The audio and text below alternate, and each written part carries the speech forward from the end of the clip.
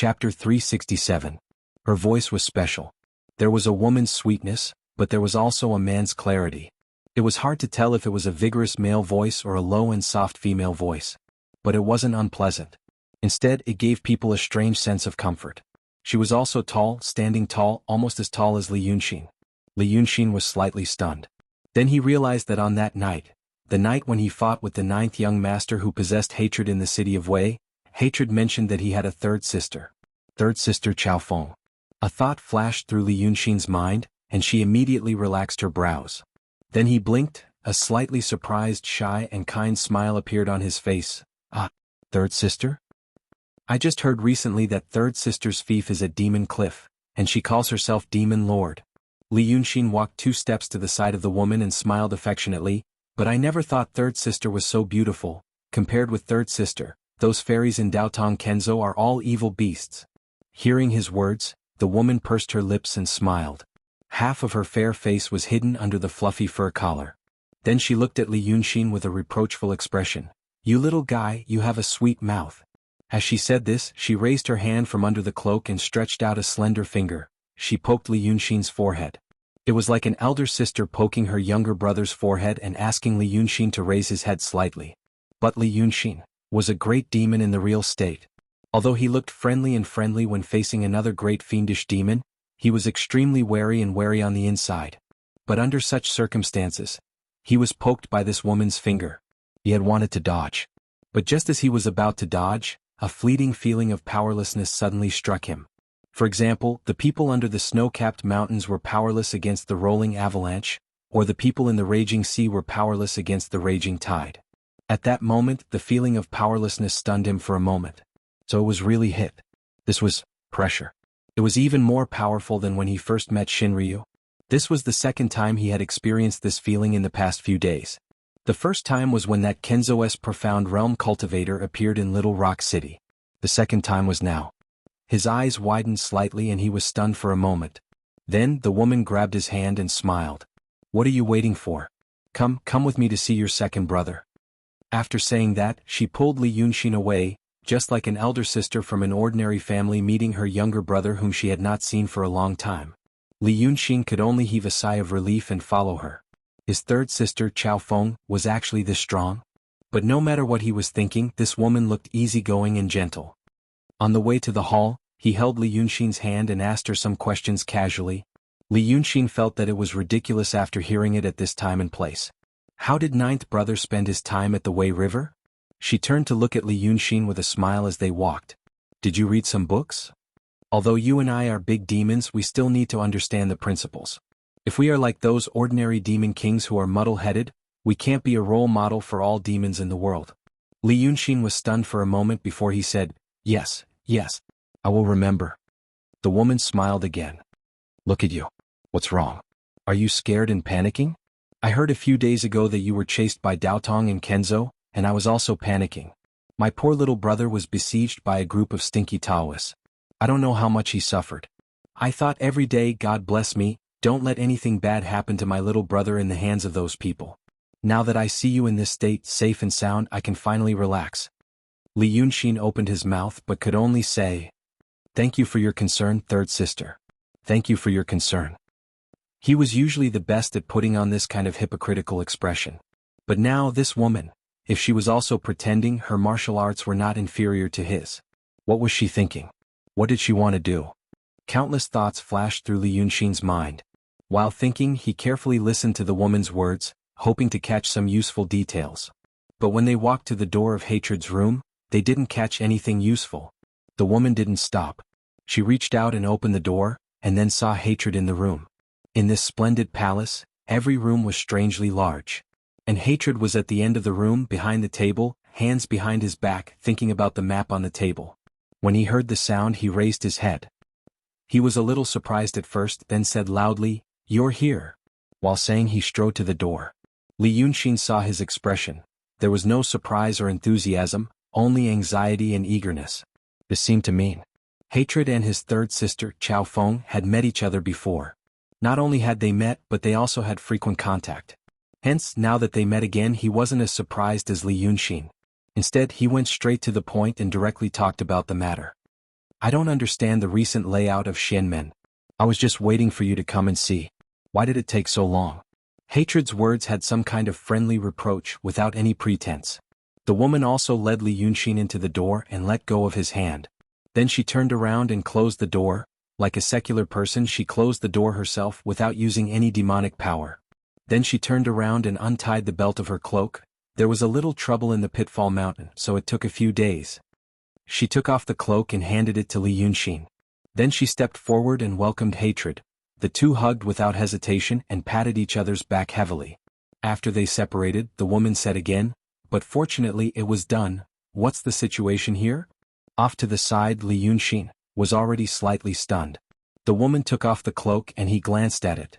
Then he saw her chest. In this era there was no underwear like in his time, and some women still wrapped their breasts. So it was normal for the chest to be flat. And this woman was wearing a man's outfit, arrow sleeves and a wide skirt. This was also common. Many heroines in Jianghu would do the same. But the following hug with Yazi, he couldn't understand it at all. While he was in a daze, Hatred and the woman had walked side by side to the desk, slightly bent over and carefully looked at the layout for a while, then whispered to each other. But Li Yunxin was left alone here.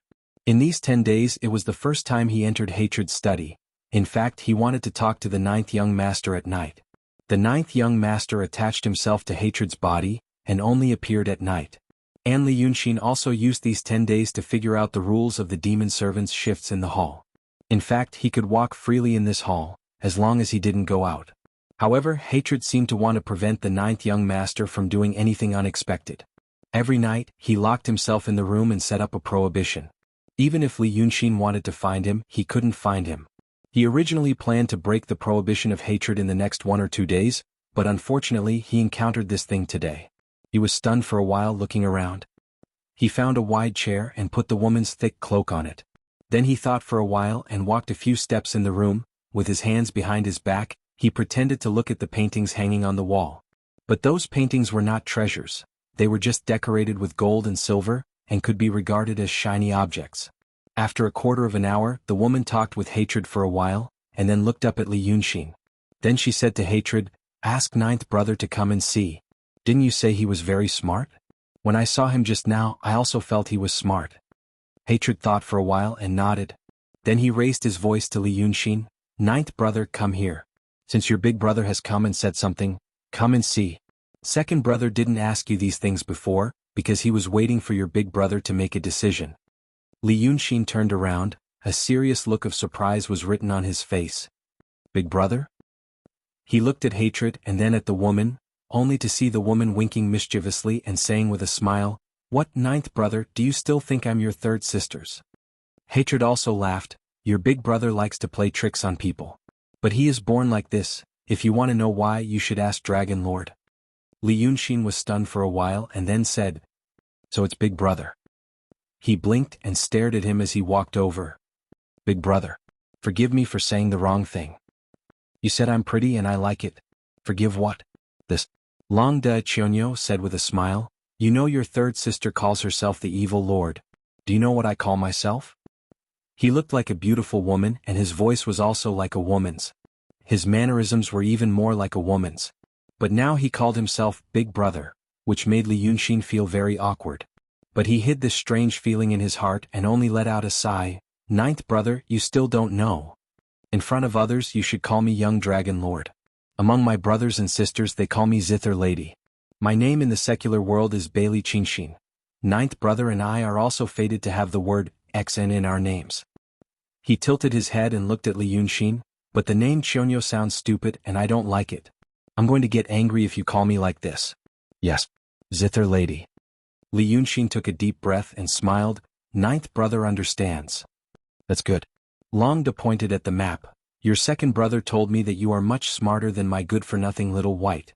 Then come and see what Shenmen is going to do." As he spoke, Li Yunxin had already walked to the side of the table. The 3 people were all Long Sun's blood brothers. Under such a situation, looking at a map and discussing war matters together, it seemed like a touching scene of sharing a common enemy. But in Li Yunxin's heart he was already on full alert. Every single hair on his body stood on end. Too scary. Right at this moment, there couldn't be a more dangerous situation than this in this world. Hatred was a demon that had reached the peak of the mystical realm, the second level of the mystical realm.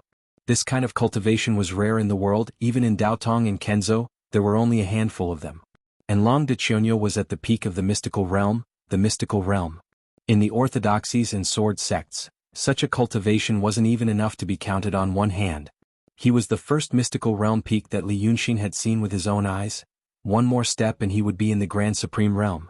Now he was sandwiched between these two great demons. But this wasn't what scared him the most. What he was really afraid of was the behavior of these two demons. In the past he dealt with the ninth young master. The ninth young master was cruel. He was also shocked, but he wasn't particularly afraid. Because although the ninth young master was cruel, he was pure. The emotions in his heart were written on his face. He was a very easy demon to understand. Even if he was moody, but after getting along with him for a long time, he would know where his reverse scale was. But hatred. He was born mighty and honest, and the way he did things was also mighty and honest. But the whole world knew about hatred's cruel reputation. This reputation couldn't have come from a rumor, right? This meant that from the first time Li Yunxin met him until now, he had never revealed his true nature. Instead, he behaved the complete opposite of his nature. It was very difficult to see through this kind of person. But compared to Long de Chionyo and Gu Qingjun, hatred was like heaven and earth. Li Yunxin at least knew that hatred might be pretending, and he also knew about hatred's cruel reputation. But what about Long de now? What did the cultivators, demons and mortals of the world say about Long de? They didn't have any impression. They didn't even have a slightly intuitive impression. This meant that he kept a low profile and rarely leaked information. But this also caused him to lose a lot of incense. But under such circumstances he was still at the peak of the mystical realm. Looking at the way he behaved now, every move he made was like a gentle and kind mortal woman. Li Yunxin couldn't see any pretentiousness. This was what scared him the most. Demons shouldn't be like this, but she was. Her whole body was full of flaws, but there were no flaws to be found. How would you know if she was pretending or if she was really like this? Li Yunxin took a deep breath and forced all these thoughts back to his heart. Then he forced himself to focus all his attention on the map. Under the gaze of the two big demons, he stared at the map for a long time before his attention was really attracted. If there were no mistakes in the layout of the mystical gate, there was indeed a problem. Li Yunxin wasn't good at the art of war. He wasn't good at it in his previous life and he wasn't good at it in this life either. Although people praised him for his intelligence, no matter how smart a person was, he couldn't express his brilliant opinion on a completely strange thing without learning. But what he saw now, even if he didn't have any experience, he could see that something was wrong. Chapter 368. The map showed the location of Tongtian Swamp's Lake of Tongtian. It was to the north of the Yi Kingdom, near the Li Kingdom. The Yi Kingdom was actually a long road. Thus, even though it was to the north, it was not far from here. Cloud Mountain was going to land in Tongtian Lake. Thus, if they wanted to guard Cloud Mountain, they should place their forces near Tongtian Lake. However, what was marked on the map was that dozens of sects from the orthodoxies and sword sects had set up their bases between Redstone Gorge and Skyfall Lake. Some were even closer to Redstone Gorge. Only a few heavenly caves had formed a few lines of defense near the heavenly lake. They were separated from each other by hundreds of miles, and looked like a sparse fence. There were also 10 demon camps in the map. 5 of these camps worked together with Redstone Gorge to surround the dozens of sects' encampments. The other 4 camps surrounded Sky-Piercing Lake. Before the battle had even started, the people from the orthodoxies and sword sects had already been surrounded. After waiting for Li Yunxin to look for a quarter of an hour, Hatred asked in a deep voice, "Ninth brother, what do you think?" Li Yunxin straightened up and shook his head. "To tell you the truth, second brother, I can't see it. When it comes to war, arranging troops, I think any general in the mortal army is 100 times better than me." Li Yunxin smiled bitterly. "I've never learned this, so my opinion has no value. In my opinion, we should go to the Yi Kingdom's military camp and grab a few generals and ask them to speak." Hatred and Zijuan looked at each other. Then Hatred smiled. "Look, I asked young Master Bai. He raised his hand and gave me a few pointers full of vigor. Now when he asked our ninth brother, he said he was not as good as a mortal general. Young Dragon Lord, to put it bluntly, our ninth brother is indeed a bit more brilliant than young Master Bai. I've spoiled little by all these years." Zijuan smiled sweetly, "But ninth brother is right. We're not good at these things. On the other hand, the generals in the secular world, although they have never been on the battlefield, at least they have read military books." Hatred sighed. "They've already been caught." He had already asked, But what they said was similar to what we thought. The main force of the mysterious sect went deep into our encirclement. Moreover, the defense at Tongtian Lake was weak. It was practically suicide.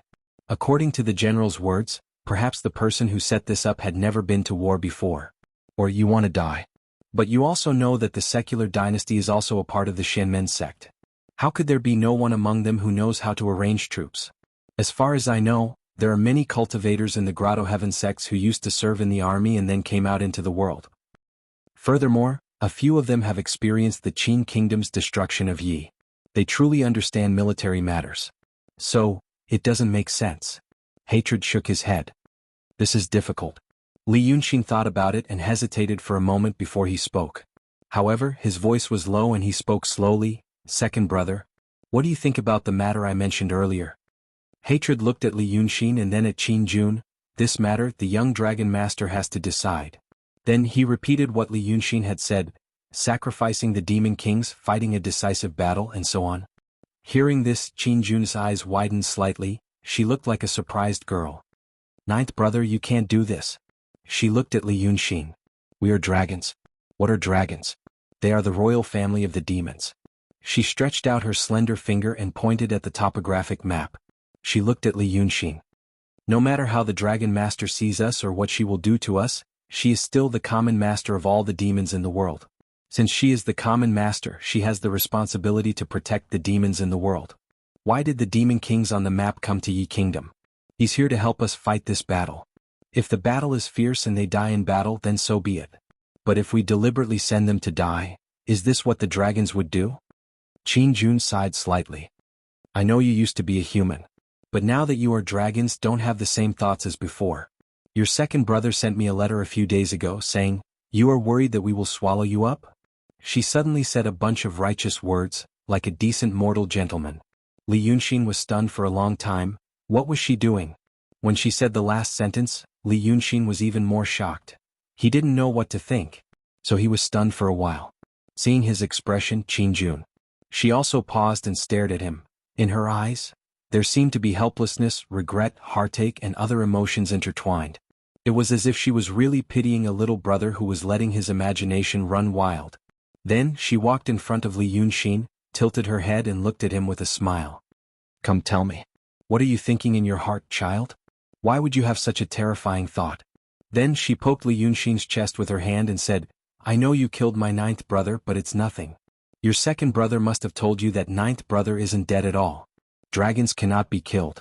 But now that there's a clever you, I'm happy. I've been happy since the first time I saw you. But think about it, if my brothers and sisters really wanted to eat something, why would they wait until now? My ninth brother was still at the transcendent state. Didn't he eat it as soon as he opened his mouth? She smiled and sighed. Kid, you must have experienced a lot of terrible things. Therefore, when you see someone, you have to be on guard and think the worst. But we are your elder brothers and sisters. How can there be an elder brother or sister who would harm their younger brother or sister for no reason? As Li Yunxin listened to him, not only did he not feel the slightest bit of warmth, but he felt a chill all over his body. It was even more frightening than facing a cold and malicious threat. His whole body was tense, but he didn't show it on his face and forced a smile. He stared at Chionyo's face, not letting go of any slight expression or movement, hoping to find a flaw. But there was still nothing. So he knew. He might have encountered an unprecedented and terrifying enemy. Seeing him like this, Zither Master smiled again. You're imagining things again, Then let me ask you. When your second brother went to Dongting to see you, did he eat you? Did he save you from the hands of Kunwuzi? When your second brother was in the city of Wei, did he eat you again? Did he tell you something about the Dragon Lord so that you could have the upper hand? Let me ask you again. The Kenzo Taoist in the mysterious state that you hid in the city of Little Rock has arrived. Was it your second brother who forced that swordsman to retreat?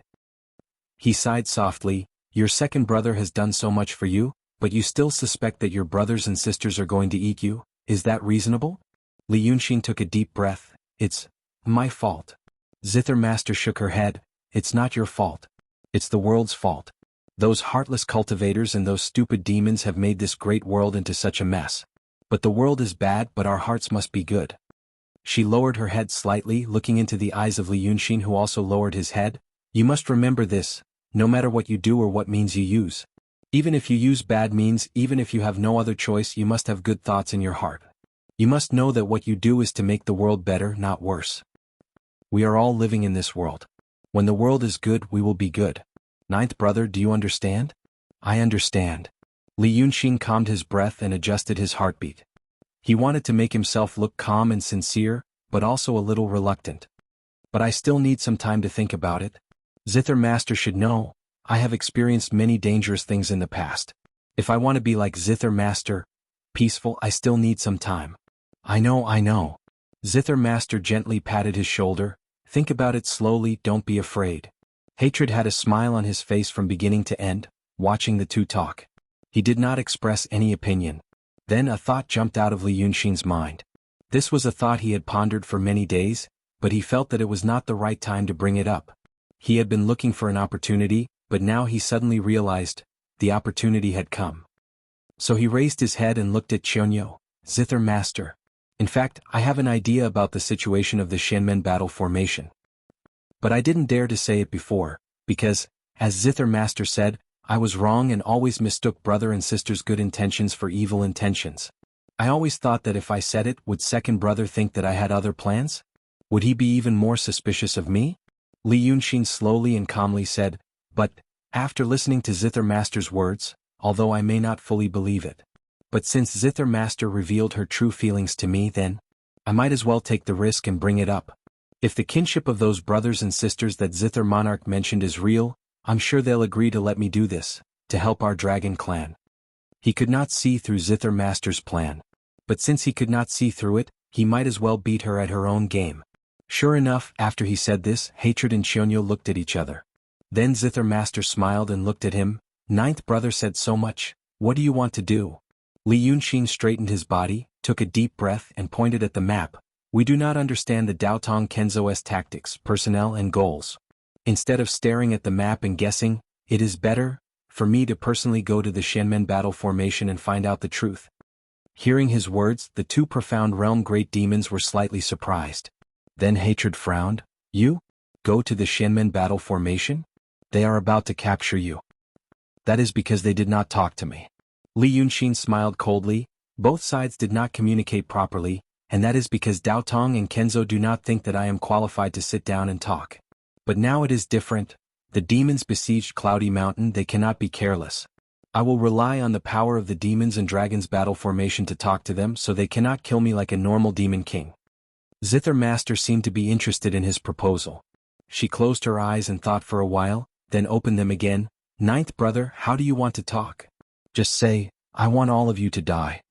Li Yunxin's eyes shot out two rays of cold light. Saying that I am among the demons is actually a false pretense. I only want to gather information about you and arrange your troops. After I learned a lot of information, I told you what I said just now. Those words, I will go deep into Daotong and Kenzo to gain their trust and then spy on them and so on. In fact, they are all lies. Li Yunxin smiled. The people of the celestial sect will definitely not believe me after hearing these words. As a demon, how can I stand on their side? But I have 3 reasons. Li Yunxin looked at his 2 brothers. The first reason is that I am the only bloodline of the Sword Saint and the Calligrapher Saint in this world. The second reason is that Bai Yunxin and Red Lady both have feelings for me. But, my 2 brothers, in order to become stronger, want to devour the dragon soul inside Red Lady's body. My 2 brothers, in order to have new members of the dragon's battle formation, want to have sex with that Bai Yunxin. Everyone knows that if a female demon is pregnant, it is equivalent to a dead one. A new demon will rise from her corpse. And someone broke my realm, so I also have feelings, so I, who was originally a human, fell out with the demons. Hatred thought for a moment, then said in a deep voice, these are not good excuses. Li Yunxin laughed. Then there is the third reason. The first 2 are all excuses. The third is my real purpose. I cultivate the painting Tao. I have the ability to transform dead souls and resentment into demon power and absorb it. And when I go to the celestial sect, I will indeed reveal the demon's layout to them. After I know the layout of the celestial sect, I will indeed reveal their layout to you. Therefore, you will definitely fight until both sides suffer and corpses will be everywhere. And at that time I will reap the benefits. Li Yunxin smiled sinisterly. Not everyone in the celestial sect is a fool. They will inevitably think of this layer and will have such worries. and I will also make them believe that this is my real intention. Then those arrogant Taoist priests and swordsmen will automatically see through my intention to reap the benefits, and know that I want to be a double-sided spy. Then they will want to use this intention of mine to set up a trap for us demons. But at that time I will already know a lot of information about them, and what we need to do is not really to take down Yunshan. We only need to lead the dead souls into this Guanyuan crypt and let enough cultivators die. With this information, it will be enough to achieve this goal. After saying all these in one breath, Li Yunxin stood by the table, looking at Hatred and Qionyou in silence. The two great fiendish demons pondered for a full 15 minutes. Then Hatred smiled mysteriously. This is an overt plot. Ninth brother, oh ninth brother, you are really very shrewd. You said all these words. Do Zither Jun and I believe you or not? He smiled, sighed and shook his head. It is good to say that you do not have those intentions. It is good to say that you only said your real intention, and used this to set up a trap. Really? Ha ha, good job, Li Yunxin. Li Yunxin smiled. Then, second brother, do you believe me or not? Do you want me to do it or not? Chapter 369. Hatred turned his head. What does Zither Monarch think? Zither Monarch smiled. Ninth brother is one of us. If I don't believe him, do I have to doubt him? Then she looked at Li Yunxin. But ninth brother, I am only worried about your safety. Li Yunxin responded with a smile. What is without risk?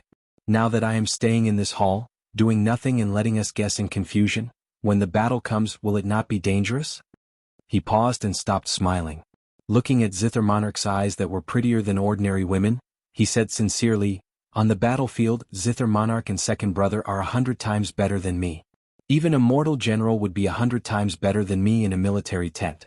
I am only good at manipulating people's hearts and planning. And going to Xianmen is where I will be useful. I was harmed by Xianmen, but the demons saved me and protected me. How can I go to Xianmen? Zither Monarch clapped her hands. Ninth brother, well said. Since ninth brother had such determination, why would his elder brothers and sisters be worried? Then we will agree to your request. Li Yunxin was slightly surprised. This was the second goal that he had to accomplish. But in fact he was prepared to go through twists and turns and use various methods. But now, the Zither Monarch actually agreed to it. He frowned. Does Zither Monarch really believe me? Zither Monarch smiled warmly. I should believe ninth brother. But ninth brother should know that there are some bad rumors about you. As for other things, the elder brothers and sisters could turn a deaf ear to them. But this matter is related to the fate of the demons in the world. So if I just say that I believe you, ninth brother will feel that it is not appropriate. Li Yunxin heaved a sigh of relief. Understood. He thought again and slightly puffed out his chest. Zither Monarch, please enlighten me. After saying this, Hatred stole a glance at Zither Monarch. Li Yunxin noticed his gaze. But because he noticed it, he felt that it was a little strange. In his mind, Yazi and Zither Master were both acting out a play of deep brotherly love, just like he himself was acting out the same play. And when he said, Zither Monarch, please bestow the technique, what he would bestow wouldn't be anything good. It was a restriction. For example, if the opponent willed it, it would explode on the spot. Without the cooperation of the body's owner, it would be even more difficult than killing a person. He took the initiative to make such a request. Zither Monarch should be more than happy to accept it. But what was that look in Hatred's eyes? Li Yunxin could tell that Hatred was worried that Zither Jun would let him go, if he hadn't lost his ability to read people's expressions. He was a little confused. Could it be that this Zither lady Long Da, and this peak profound realm outsider were really as kind and gentle as they seemed to be? Even if he thought with his toes, he would know that it was impossible. But the Zither lady shook her head and said with a smile, no need. Hatred frowned. Zither Monarch. Then he looked at Li Yunxin. Although I also believe in ninth brother. But as Zither lady said, this matter is of great importance. If ninth brother really goes to the profound gate, what if he is restrained and questioned by the Taoist priest? He doesn't want to say, but he is under a spell and can't control himself? Zither lady, please. That's not what I mean. Zither lady blinked, looked at Hatred, then looked at Li Yunxin and seemed to be quite proud of her method. The first time I saw ninth brother, I had already planted the seed. Ninth brother, did you forget that I touched your forehead in front of the hall? Hearing this, Li Yunxin and Hatred were both stunned. Then the cold sweat on his body, which had been slightly restrained, suddenly broke out again. What the hell? Is this the method of a peak profound realm? He had just thought about the fact that if this thing didn't have the cooperation of the body's owner, it would be even more difficult than killing a person. And this zither lady actually planted a seal on him without him knowing? Zither lady smiled again, looking very cute, but because of this in Li Yunxin's eyes she looked very awkward. Ninth brother, don't be afraid. It's not something dangerous. When I was playing in the human world, I met an evil Taoist priest and learned this method from him. Right now, I have planted a small ball of demon power in your body. Usually it's not a big deal, but if you are really captured by the Taoist priest of the profound gate and forced to say something, this demon power will make you unable to say anything. After saying this, she blinked again. Ninth brother, don't blame me. At that time, I just wanted to have fun. Because I have never used this method on my own people, I wanted to see if it would work. This demon power will make you unable to say anything. Such an ordinary sentence, but it contained terrible malice and danger. At least this was what Li Yunxin thought. But he let out a sigh and his expression didn't change. That's good. Zither lady and Lord Tongtian can rest assured, and I can rest assured too. After a while he said, let's talk again, about what I should say. So they talked for the whole afternoon. When it was getting dark, Li Yunxin walked out of Hatred's study. There was no sun or moon in the mountain, and there was no sun or moon in this cave. But at least he could see the entrance above his head. From the window in the hall he could see some stars inside, presumably because it was already dark outside. Li Yunxin stayed here for 16 days. The time had slightly exceeded his plan. He thought he had to take action tonight, because Longda had arrived. Hatred said that Longda was attracted to men. Moreover, that Wanderer Bai was indeed arrogant and egotistical, as if he was pampered. Based on these 2 points, there was a high probability that Longda would be entangled by White Wanderer tonight after a short separation. And this probability would plummet after tonight. Tonight he had to see the 9th young master. In this demon camp, the 9th young master was the easiest to break through. And the reason why Li Yunxin dared to take action in this lair occupied by 2 profound realm great demons was that it might be a coincidence, or there might be some inside story. This temporary imperial residence of hatred might be one of the Octave Treasure's ancient scroll. Even if it wasn't, it must have a great connection with one of the Octave Treasure's ancient scroll. When Li Yunxin was in the Pitfall Mountain, he was taken into the Evil King's painting of Misty Slave Dutsi Mao. The Evil King had a fight with him in the painting, but there was a big realm and 3 small realms between them, and Li Yunxin survived. Because it was the work of the painting saint. And as the most proficient person in painting in the world, Li Yunxin quickly grasped and used the chi in the Octave Treasure's ancient scroll, and then used the magic treasure to protect himself. 16 days ago when he walked into this splendid palace, he also felt a familiar chi. So he realized that this might be another Octave Treasure's ancient scroll. And because of this, he used the chi in the room and used the golden body to suppress Bai Yunxin's all-out attack. And then he used the same chi to seal the demon power of the human monarch in the palace and killed him on the spot. After these 2 things, Li Yunxin was also sure that Hatred didn't know the correct way to open this treasure, just like the Evil King. Hatred didn't know what he did in the palace. But it was very strange. As Li Yunxin walked slowly in the splendid corridor, he frowned slightly and thought that if this palace was indeed one of the Octave Treasure's ancient scroll, then it meant that among the 3 paintings that had appeared in the world, 2 of them were in the hands of demons. The Evil King, and it seemed that the painting saint had given it to him, was used to suppress the huge skeleton under the Pitfall Mountain. Now this scroll was in the hands of Hatred.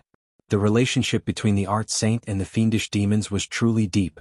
Then how much of the so-called truth about Shinryu, the Rock King, and the 3 saints 2,000 years ago, that he heard from Bai Yunxin was true? He took a deep breath and stopped by the window. Looking out through the window, he saw the sparks of fire on the vast underground plain and began to think about the conversation between Yazi and Zither Master just now. Since he was going to be a spy for the Celestial Sect, he had to give them some reliable information. Therefore, Hatred and Zither King told him many things in the study. They seemed to be ideas that the 2 had discussed before. In Li Yunxin's opinion, it was reasonable and there were no flaws. But he didn't feel amazed either. This meant that the battle plan that the 2 came up with was within the scope of Li Yunxin's knowledge, under the premise that he was almost illiterate in military affairs. He didn't think that Hatred and Zither King could annihilate most of the cultivators of the Celestial Sect in this Guanyuan crypt. They must be hiding something else. For example, something like a trump card. The demons had always been at a disadvantage against the Celestial Sect. Now, the underdog was attacking the strong, and there was also the Freemasonry. If they didn't have anything powerful, it was more likely that they would be wiped out. Then Zither King said that he had something to do with the Pitfall Mountain and was delayed. In the Pitfall Mountain, there was a huge skeleton. That skeleton had devoured the evil king's profound realm soul. Did the matter that Zither King was doing have anything to do with that skeleton? So all kinds of thoughts were running wild. He thought for nearly an hour. Then he walked around. This was his habit for the past 10 days, walking in the corridor while thinking. The demon servants in the hall could all see him and would carefully avoid him. In that case, someone would report this habit to his second brother. Then, as usual, around the time of the Su hour, the demon servants in the corridor became fewer. According to Li Yunshin's observations these days, this meant that an hour ago, hatred had sealed himself in the study. In fact, he had sealed the 9th young master in the study. Since their master had nothing else to say, then after an hour, the demon servants had finished their work and slowly dispersed. Usually at this time, Li Yunshin would have returned to his room. But tonight, he stretched out his hand and stirred in the air. Therefore, the chi activity was guided by him. With his true realm cultivation base, he created a real body and walked back to his room in his place. As for his original body, it silently hid in the darkness. No one knew. Chapter 370. After half an hour, Li Yunshin appeared in front of Hatred's study. The hall was illuminated by a mysterious light. Therefore, at night, the corridor was also bright. It was even brighter than the corridors of ordinary residences on the ground. He waited for a while cautiously. During this time, several demon servants passed by him, but they didn't find anything unusual. But Hatred's study was very quiet, without any sound. This might be because of the prohibition. Then Li Yunshin, who had disappeared, took out a pen and paper from her sleeve. At his level of cultivation in painting, he only needed to use his hand as a pen to draw in the air. But he couldn't make any mistakes tonight. He had to make sure nothing went wrong. He couldn't knock on the door and walk in casually. If the 9th young master still held a grudge against him and told Hatred about this, his plan would have many problems. But on the other hand, he had an intuition. The 9th young master should not be living a happy life now. In the past, the 9th young master could wander around at night. But now, at least in the 10 days since he came to this cave, the 9th young master never showed up at night. In a sense, he seemed to be imprisoned by hatred. Imprisoned in his body, imprisoned in the study at night. While thinking about this, he took out the magic paper and put it on the door of Hatred's study. The door was made of wood. It was dark inside, as if the lights had been turned off and people had gone to sleep. However, when Li Yunshin put the magic pen on the paper again, he felt a terrible power coming from the door. The power came from the whole palace. The chi activity of the palace was guided into the prohibition, which sealed the people and things inside the door. This restriction was like a waterfall that flowed down from the sky. It covered the things behind the curtain of water. Now, if Li Yunshin wanted to see the scene behind without attracting attention, he had to follow the water flow, or chi activity. The first time he came into contact with the aura of the Octave Treasure's ancient scroll in the Pitfall Mountain, he was shocked by its terrifying grandeur. That feeling was still lingering in his mind. It had been a long time since then, and he had been trying to study more profound painting techniques. Now it seemed like it was time to test the results. He wanted to open a window in this restriction that no one would notice. The magic pen landed on the paper. He slowly drew out a line. This ink line seemed to be of uniform thickness, and there was nothing special about it. But in fact, when Li Yunshin was moving the brush, he was observing the flow of chi on the door at every moment, and at the same time he was adjusting the demonic power he injected in a shorter time, so that the two auras could be perfectly connected. It was a strenuous step, but he realized he could manage it. It took him a quarter of an hour to draw this line. Then, sweat seeped out of his forehead and white mist seeped out of his hair. Next, he drew another 3 lines. Together with the previous one, they formed a square. He took a deep breath, turned his hand and put the brush into his sleeve. Then, the hand holding the magic paper trembled slightly. The paper turned into a clear light and disappeared. The door was still the same door and it seemed like nothing had happened. But after a breath's time, Li Yunshin stretched out his hand and pulled on the door. As if the space was suddenly cut open, a small window appeared on the door. It was the square that Li Yunshin had drawn. This state was very strange. From one side one could see that the door was intact and solid. But from the other side one could see through it, see the scene inside and hear the sounds inside. The two states overlapped. So, Li Yunshin realized that Hatred's study wasn't as peaceful as it looked before. The moment he opened the small window, he heard angry roars from inside, and the sound of various objects in the room being thrown to the ground, torn to pieces and trampled. The door was bright inside. It was dark before because the light inside the door was also blocked by the restriction. Li Yunxin leaned against the small window and looked inside as if he was visiting a prisoner. And the hatred in the prison had completely changed his appearance. His hair was disheveled, and his face was full of anger and evilness. Besides, if Li Yunxin was not wrong, he seemed to be in despair. He stepped on every intact object he saw and at the same time hit the four walls crazily. However, his movements were weak, which was not what a big demon in the mysterious realm should have. Li Yunxin knew that this was probably because his demonic power was also temporarily sealed. This was not hatred. It was the ninth young master. He watched coldly for a while. The ninth young master had been making trouble in the room for half an hour, and there was no sign of stopping. The ninth young master was like a trapped beast, but he was just venting. Maybe he had tried too many times before and knew that he could not escape, so he could only be a trapped beast. Li Yunxin used the half an hour to decide whether to talk to him or not. If this ninth young master was acting according to Yazi's intentions at this moment, then a single word from him tonight would cause all the hard work he'd done here to vanish into thin air. Moreover, he would even place himself in a terrifying situation. Then, he took a deep breath and said in a low voice, "Ninth young master." His voice was steady without any emotion. Through the small window he opened, the voice should be a little distorted. Therefore, this voice was completely strange to the ninth young master. But this strange, low voice made the ninth young master stop what he was doing. At that time he was holding a jade pot in his hand and was about to hit the wall, but he suddenly froze on the spot. Then he slowly turned his head, widened his eyes and looked at the door. Naturally he could not see anything.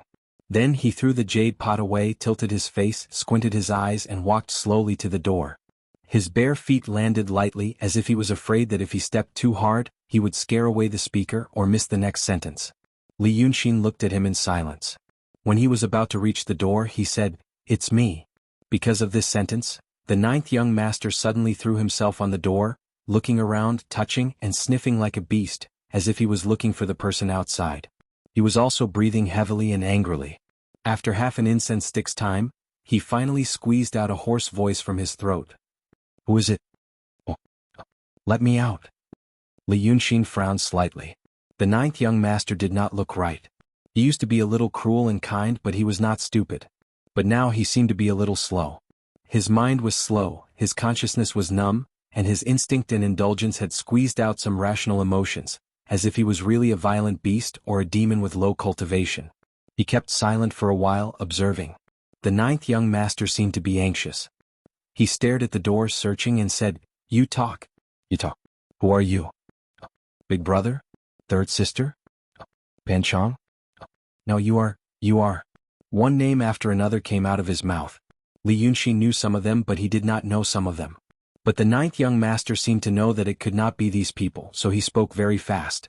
In the end he could not figure it out and was about to go crazy again. He suddenly opened his mouth and was about to bite the window frame.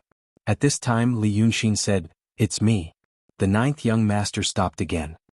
He stared at the direction of the voice and his eyes blinked like lightning. After blinking for a while as if he had found the answer, he suddenly stuck his face to the door and squeezed out 3 words from his teeth. "Li Yunxin." Li Yunxin paused and did not speak immediately. Then he heard the ninth young master say 2 more words, "Save me." He was a little surprised. But then he frowned. "You are a big demon in the mysterious realm, why do you need me to save you?" He did not admit his identity from the beginning to the end. Even when he said this, he omitted the word, "now." But the ninth young master seemed to be sure that it was him, and did not care what he said. He only said, "Save me. Save me. You owe me. You owe me your life. This young master saved your life. Twice. No, thrice." "Saving people from the hands of the Lord Tong Tian is a troublesome thing," Li Yunxin said calmly. "Let's talk about you first. Even if I save you, where can you go? You're still in his body? I don't want you to save me. No, I want you to save me." The ninth young master stared crazily, and his face was full of fear and panic. But the next moment he suddenly showed a fleeting, neurotic smile. "Not from this room, from him, He's here." He suddenly raised his hand, grabbed his chest and tore his clothes, revealing his chest. Then he used his hand to tear his chest. "Save me from him." Li Yunxin hesitated for a while. "In his body?" "Yes." The ninth young master suddenly opened his eyes wide, and then stared at the direction where Li Yunxin's voice came from, motionless. Li Yunxin thought for a while, now you are in his body, a big demon in the mysterious realm. The Lord Tongtian also told me that he spends half of his waking time and half of his sleeping time. So, there is almost no distinction between you two. But, how did you become like this? Ninth young master, if you really want me to save you, calm down. Sort out your thoughts and tell me the whole story. In fact, Li Yunxin was surprised. What kind of situation could make the ninth young master lose his composure like this? When he was in the Evil King's Pitfall Mountain, he looked very imposing, but now it was a world of difference. Could it be, he wants to eat me? The ninth young master opened his mouth and said as if he was suffocating, he wants to eat me alive. Even if you don't save me, he will eat you. Li Yunxin was silent for a while. Sure enough. Tell me. Slowly tell me. From the day Li Yunxin met the ninth young master, he knew he was a proud guy. But now, at this moment, he was as obedient as a little beast. When Li Yunxin asked him to speak, he immediately spoke. This made Li Yunxin believe that the ninth young master should be the ninth young master. He did suffer a great fear, and he treated himself as a life-saving straw. The ninth young master spent half an hour to speak. But his words were crazy and vague, and most of the time he repeated the same thing. Li Yunxin had to say a few words from time to time to guide him, so that he could finish his words.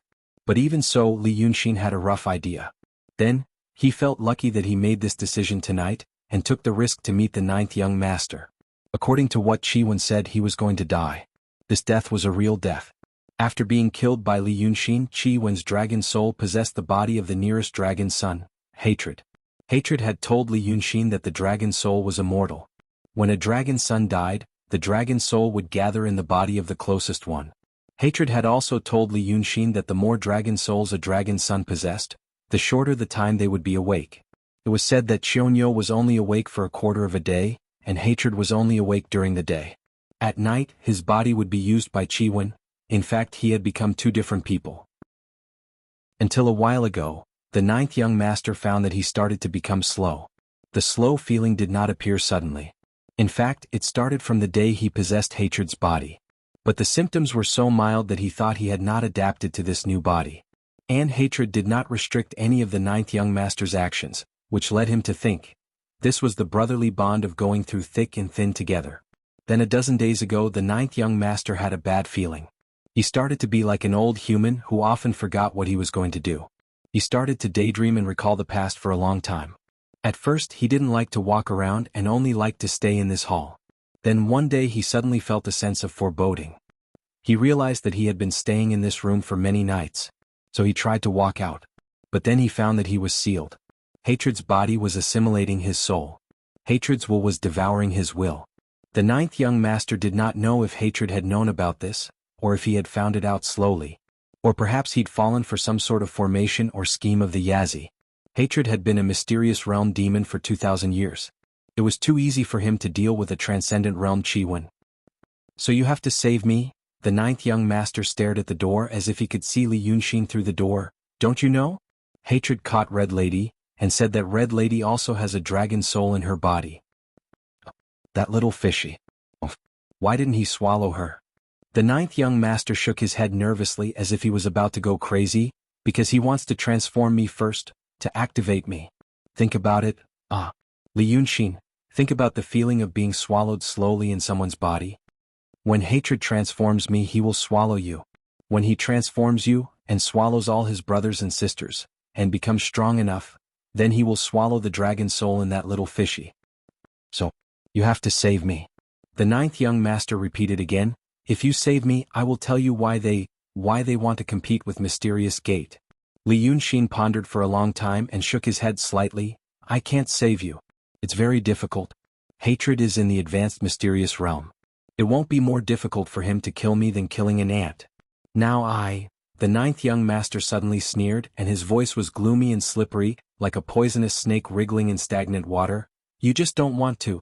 You're a person who won't get up early without benefits. You're a person who only cares about benefits. I've seen through you, Li Yunxin.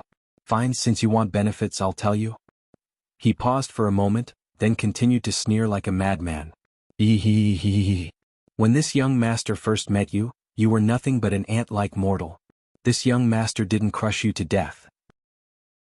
Then I saved you again. And then, you used my body to turn from an ant into a big demon. You used to be a yes man in front of me and used your schemes. Humph, now in front of my second brother, are you the same as before?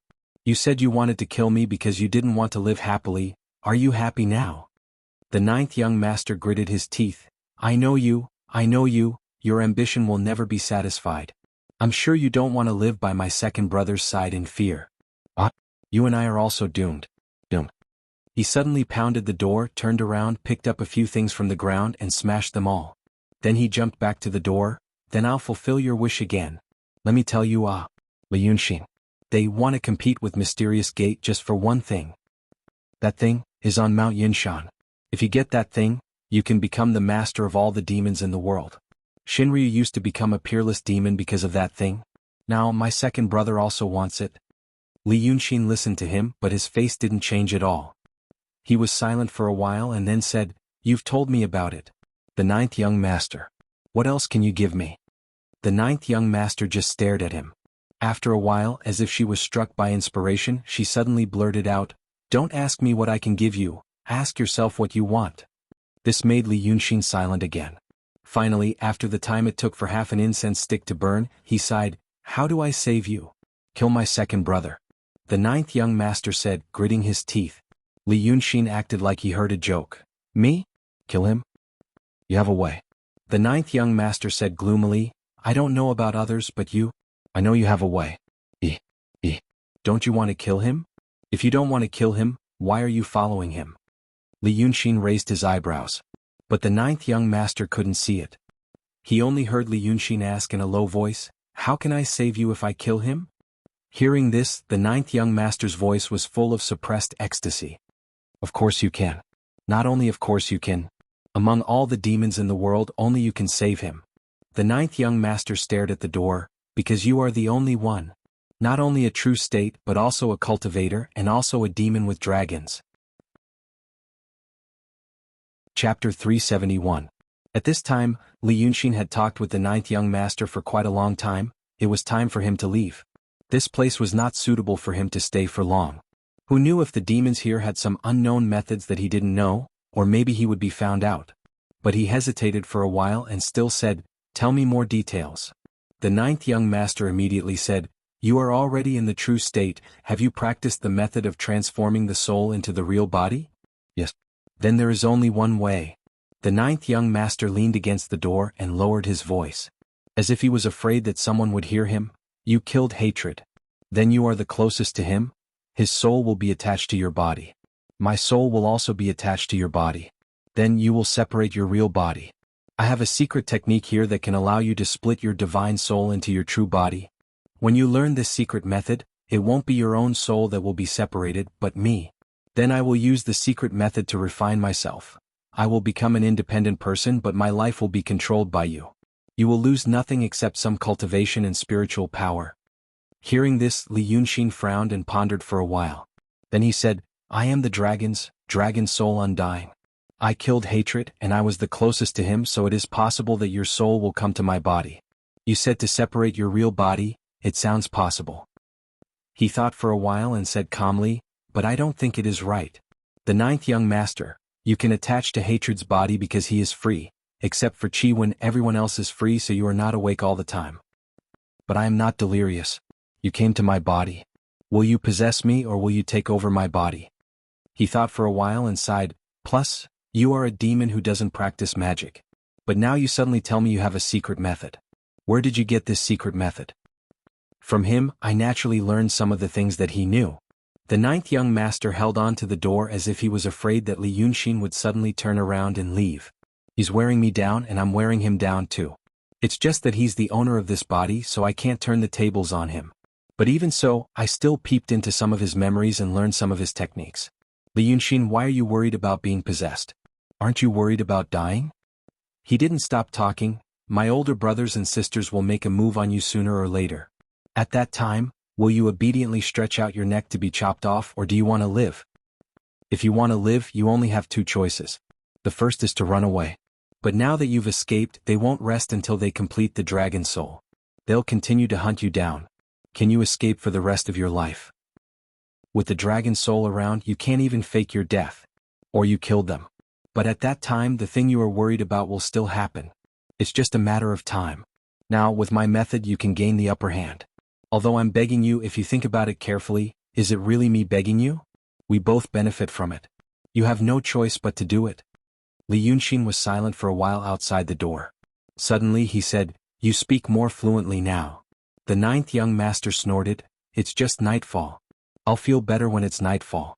But if you don't save me, I'm afraid I won't even have this time." As soon as he finished speaking, he found that Li Yunxin, who was outside the door, had suddenly stopped breathing. So he shouted angrily and unwillingly, but no one answered him. But it wasn't Li Yunxin who turned around and left.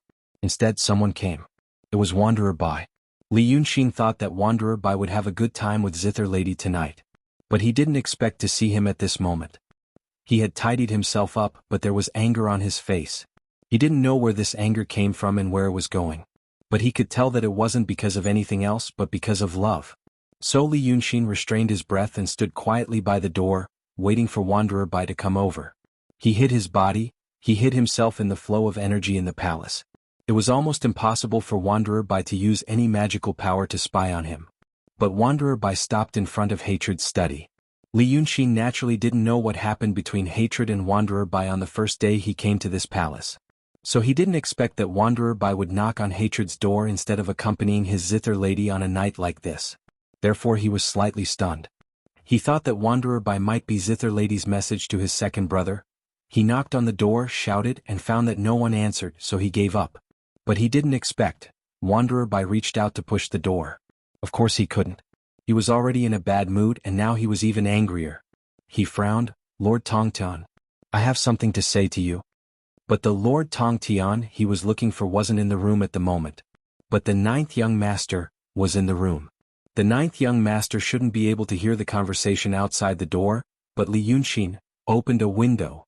When he opened the window, he was very careful, for fear that he would disturb the energy in the restriction on the door and attract Hatred's attention the next day. So if he wanted to close the window, he had to be very careful. So he didn't have time to close the window immediately.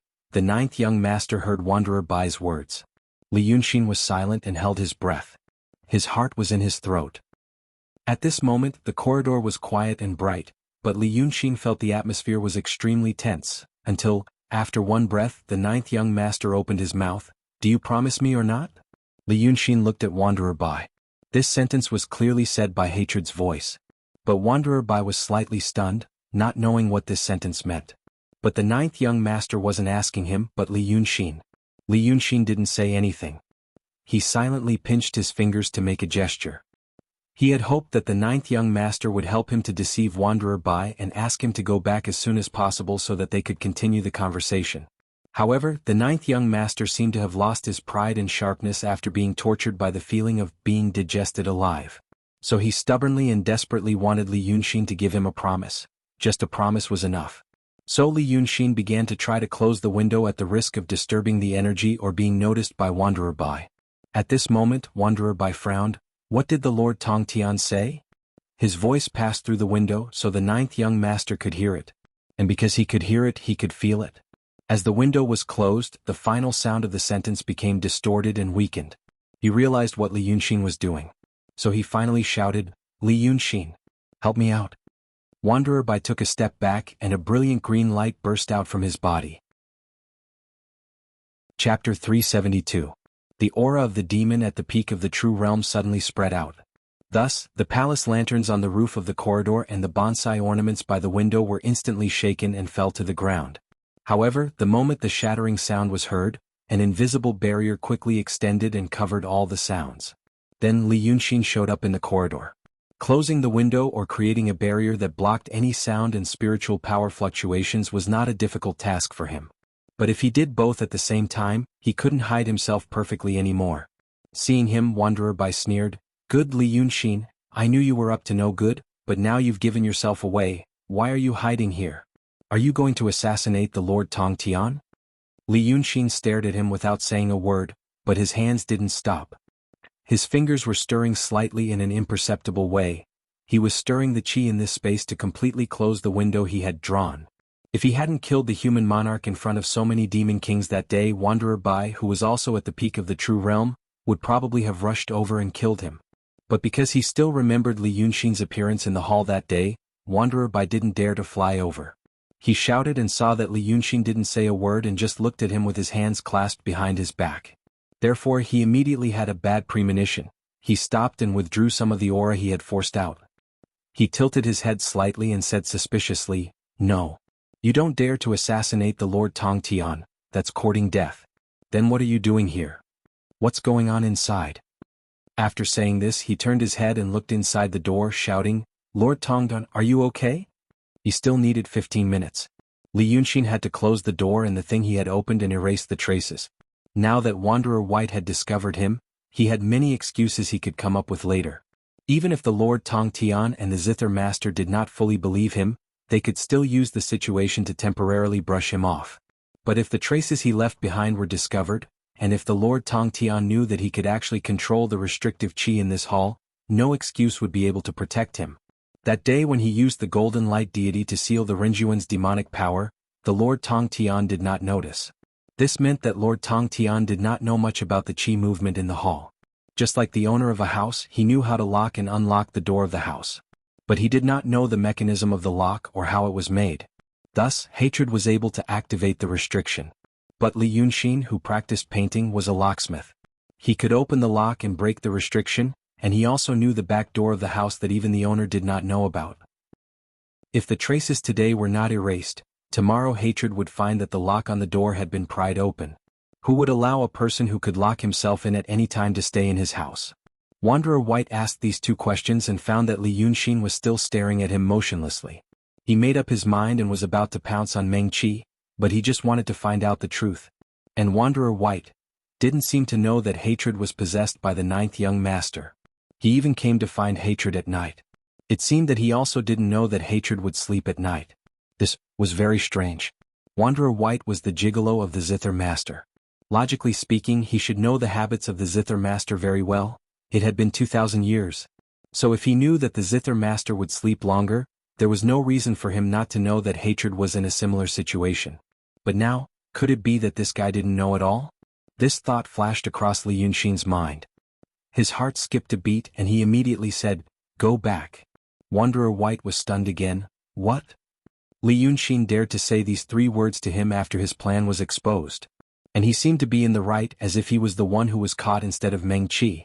But he saw Li Yunxin sneer. "You idiot.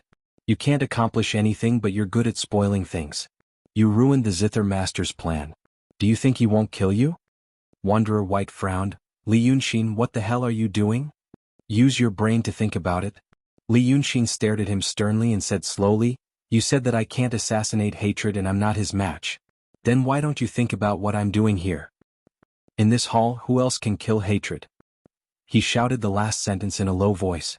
Wanderer White was stunned for a moment, and then he suddenly shivered. Although he appeared to be a little slow in front of Li Yunxin, he was still quite clever. How could he not know that the person Li Yunxin was talking about was the Zither Master? Wanderer White's eyes widened. "What nonsense are you talking about?" At this time, Li Yunxin finally let out a long breath. He had closed the window which he had made in the door. Therefore he sighed and said, Bastard, you could have been very useful. But tonight you came to court death. Do you know that if I kill you the plan will change, and I'll have a headache?" Wanderer White frowned. "Why would the Zither Master do such a thing? Tell you to kill me? That's even more ridiculous." "Li Yunxin, I think you're..." Halfway through his words he suddenly felt something in his chest. Then, the monster energy in his limbs, bones, meridians and apertures all disappeared. It was blocked in one place and couldn't be circulated. Wanderer White was shocked and he immediately turned around and walked backward. But just as he took 3 steps forward, he bumped into an invisible barrier and bounced back. He suddenly turned his head. "Li Yunxin, don't you dare." He only said these 5 words. What welcomed him was a thunderous strike from Li Yunxin, who had revealed his godly demon body. Li Yunxin flew forward and smashed the top of his skull with one palm. He also smashed half of the Wanderer White's chest, and the broken head sank into his body. A demon at the peak of the true realm had a strong body. Li Yunxin killed him, but his own arm was also shaken and blood spurted out. The golden blood turned into a cloud of mist in the air.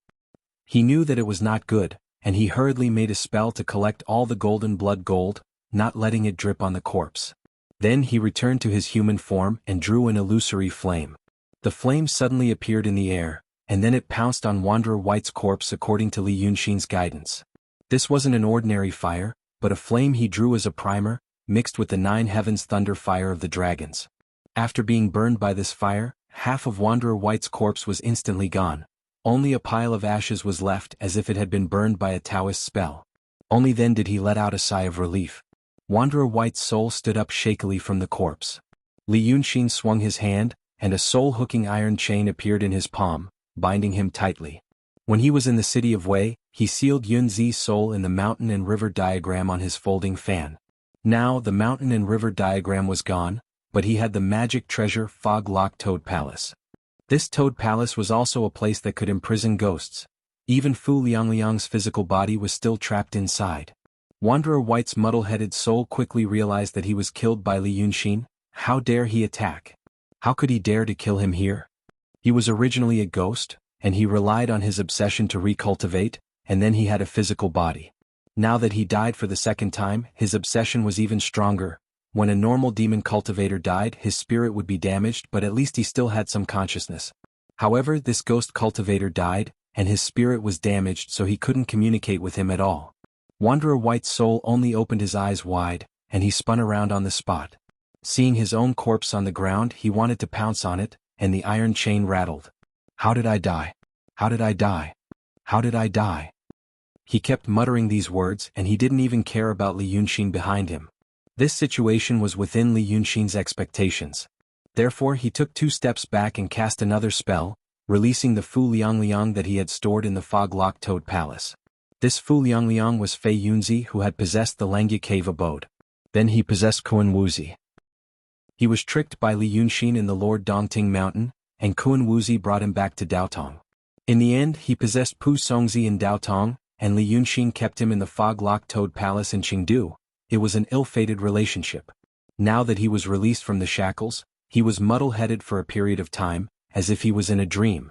He had been trapped in the Fog-Locked Toad Palace for many days, and he gradually lost track of time and didn't know what year and month it was. Now when he opened his eyes, he first saw a corpse on the ground and then Li Yunxin. His reaction was much faster than Sanren Bai's, and he didn't speak. He raised his hand and summoned a talisman to protect his body, then waved his sleeve and summoned a magic paper and a magic brush, forming a 3-step barrier in front of him. But he didn't want to risk his life against Li Yunxin. He had suffered so many losses in his hands, how could he not know that his methods were not as good as Li Yunxin's? Everything he did was to protect himself. Only when he felt safe did he have the time to look at Li Yunxin. You released me, what do you want to talk about? After saying this he continued, we can talk about anything. You know I'm not like those stupid Daotong Kenzo people. You help me, I help you, we don't have to fight to the death. Li Yunxin smiled, you've finally become smarter. While saying this he waved his hand to disperse the barrier that blocked sound and spiritual power. After all, Fu Liangfang was a cultivator, he was much more sensitive to magic barriers than demons. Previously he didn't feel the barrier, but now that it was gone, he realized what Li Yunxin had done. This made him feel slightly relieved. He thought that Li Yunxin was expressing goodwill to him. Thus he relaxed his expression. What is this place? Who is this person on the ground? Li Yunxin smiled. What you said just now was very good. You help me, I help you, it's really good if everyone is together. Since that's the case, I have a favor to ask of you. If you help me, I won't pester you anymore, how about it? Fu Liangfang frowned and thought for a while, then said in a low voice, it depends on what kind of favor. It depends on whether I can do it or not. Li Yunxin, it's a very simple matter, of course you can do it. After saying this, Li Yunxin's body suddenly expanded. He revealed his god-fiend body that was more than 10 feet tall. He looked down from above, stared at Fu Liangfang in the lingering clouds and grinned, I heard that you have a good head, can you lend it to me tonight? After saying this, he suddenly raised his voice and shouted, in your dreams, you want to frame me? After saying this, Li Yunxin brazenly pounced toward Fu Liangfang. Just a moment ago, Li Yunxin was talking in a friendly manner and had even removed the barrier, making him feel that he had a chance. But the next moment, he suddenly showed such a terrifying appearance and pounced toward him with the force of wind and thunder. How could Fu Liangfang know that Li Yunxin had such a plan? However, he reacted a little faster than Wanderer Bai. He immediately took out a talisman and was about to use it again. However, the next moment he encountered the same situation as Wanderer Bai. A golden-bodied warrior suddenly appeared behind him, and he immediately felt that the spiritual aura in his body was completely sealed. At this moment, Li Yunxin had already arrived without any obstruction. The barrier of 3 steps in front of him grabbed his head with a ferocious sharp claw and crushed it with a bang. From the moment he shouted to the moment Fu Liangfang died, only 3 breaths had passed. But since there was no barrier in these 3 breaths, the spiritual aura and demonic power violently and vigorously spread out in all directions. Who wouldn't be startled awake? The first to arrive was neither zither monarch nor hatred. These 2 dragon son needed a lot of time to sleep. The first to appear was young Master Pan Chang, whom Li Yunxin had met in the hall before. For some reason this demon in the true state stayed in the hall. He appeared from one end of the corridor and saw the scene of Li Yunxin pouncing on Fu Liangfang and heard his shout. Then, the demon servants and soldiers in the hall rushed over after hearing the news. Fu Liangfang's headless body had already fallen to the ground. As soon as the body fell, Fu Liangfang's soul leaped up. Without stopping or saying a word, he pounced toward young Master Pan Chang on the other side of the corridor. Li Yunxin immediately shouted, "Take him down." The spy from Daotong killed Wanderer Bai. Hearing this, young Master Pan Chang's heart skipped a beat. How did the spy from Daotong sneak into the palace of Lord Tongtian? But he still made a move subconsciously. He pulled out the pair of golden melon hammers from his waist, and the hammers were immediately surrounded by a terrifying green light. Then he spat and made a hand gesture, then opened the magical power of the heavenly eye and saw the soul. Just then he saw Fu Liangfang's ghost gnashing his teeth and pouncing toward him, as if he wanted to tear him apart. But Fu Liangfang hated Li Yunxin for plotting against him again. This kind of humiliation couldn't be described with words. When he saw young Master Pan Chang, he didn't want to be entangled with him. He just wanted to run for his life. He was a soul cultivated by the Freemasonry using a secret technique, and could freely possess other souls. Those ordinary dead souls couldn't compare to him. Even now he still had methods and could cast spells. Thus, a green light suddenly appeared on his body, and he raised his hand to give young Master Pan Chang a lightning palm. Accompanying this lightning palm, he casually threw out a Kenzo green light sword. These 2 spells attacked from the left and right, and the angle was insidious and crafty. Young Master Pan Chang wasn't Li Yunxin. He didn't know anything about Taoist cultivation. What he relied on was the demon clan's powerful physical body. Seeing these 2 spells, he immediately knew that what Li Yunxin said was true. This guy was really a cultivator. He was shocked and hurriedly dodged. He wasn't a dragon's, how could he dare to use his body to take on a strange Taoist cultivation? Taking advantage of this moment, Fu Liangfang turned around, wanting to escape through the window at the side of the corridor. Chapter 373. However, what Fu Liangji didn't know was that the entire hall was a magical treasure, easy to enter but hard to leave. Li Yunxin had once thrown a jade cup out of the window, but the cup landed on the ground and returned to its original position in the blink of an eye. Now, like a gust of wind, he whizzed through the gap of the window. He was secretly happy that he had escaped with his life, but in the next moment, his vision blurred and he was back in the corridor. That young master coiled intestine was originally ridiculing Li Yunxin in every possible way, but after seeing Li Yunxin kill the Renjun, he felt very indignant. At this time he was frightened by the wandering soul that was killed by Li Yunxin, and almost let him escape. How could he not be angry? Seeing that Fu Liangji had returned to the corridor in a daze, he didn't even say a word, but raised the golden hammers in his hands and smashed. The pair of golden hammers in his hands were not ordinary objects. They were formed from his pair of pincers, and specialized in smashing wandering souls. Who was the real body of this young master coiled intestine? It was a 1,000-year-old blue-backed river crab in Tongtian Swamp who had attained Tao. Originally, the scholars of this world said that crabs had no intestines, and called him gutless young master. But this crab had attained Tao and transformed into a human, saying that he had all the meridians and apertures, and was no longer a muddle-headed worm. People call him gutless young master, but I insist on calling him young master coiled intestine. His daily favorite thing to do was to transform into this elegant young master, run to the city near his lair, and pretend to be a scholar and walk to the school. When he saw the teacher, he would ask, "Does the teacher know of another name for the river crab?" Once the teacher said, "Gutless young master," he would immediately take out the twin hammers from his waist and smash his head into pieces. Over time, no one near his lair dared to say, "Gutless young master," Not only no one said it, but no one even lived in the city. They only said that there were demons nearby, and they had all run away. Unfortunately, his lair was in Tongtian Swamp, and was under the protection of hatred. The people of Daotong and Kenzo couldn't get rid of him even if they wanted to. Instead, they raised him into an eccentric character of seeking revenge for his hatred. Because of this personality, his attacks on Fu Liangzi could be said to be fast and ruthless. A pair of golden melon hammers smashed down on Fu Liangzi's head. Although this Fu Liang was a wandering soul, he was not an ordinary wandering soul. He could still use his Dao techniques. His body immediately emitted a misty golden light to protect himself as he took the attack head-on. At this time he already knew that Li Yunxin, that cunning thief, had done something bad again and wanted to frame him. He felt that there was no hope of escape. He only thought that he could not let Li Yunxin have his way. He opened his mouth and shouted, "It's that evil thief Li Yunxin who wants to marry?" Young Master Pan Chang's pair of golden melon hammers normally killed countless creatures. Their resentment was very heavy.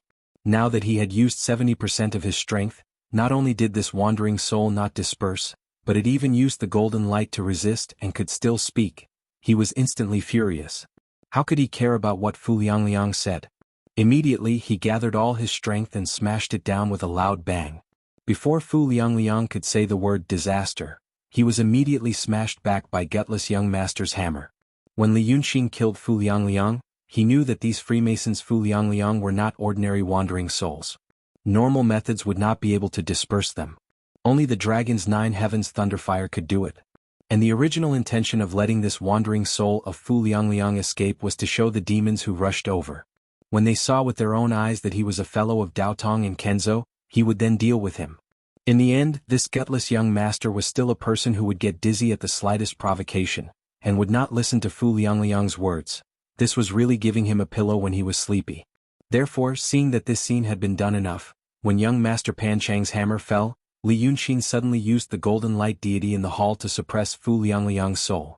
At the same time, he widened his eyes and stretched out his hand as if he wanted to stop young Master Pan Chang. "Hammer, spare him!" A cloud sprayed out from his palm, looking like it was going to wrap around the crab spirit's golden hammer. This crab spirit did not like Li Yunxin to begin with. The more he was told to spare him, the more he didn't want to spare him. He used even more strength and smashed down fiercely. Li Yunxin's realm was not high when he killed Fu Liang, and he still needed to summon the 9 heavens thunderfire. But now that he was in the real realm, the thunder and lightning were hidden in the fog, turning into thousands of tiny electric snakes.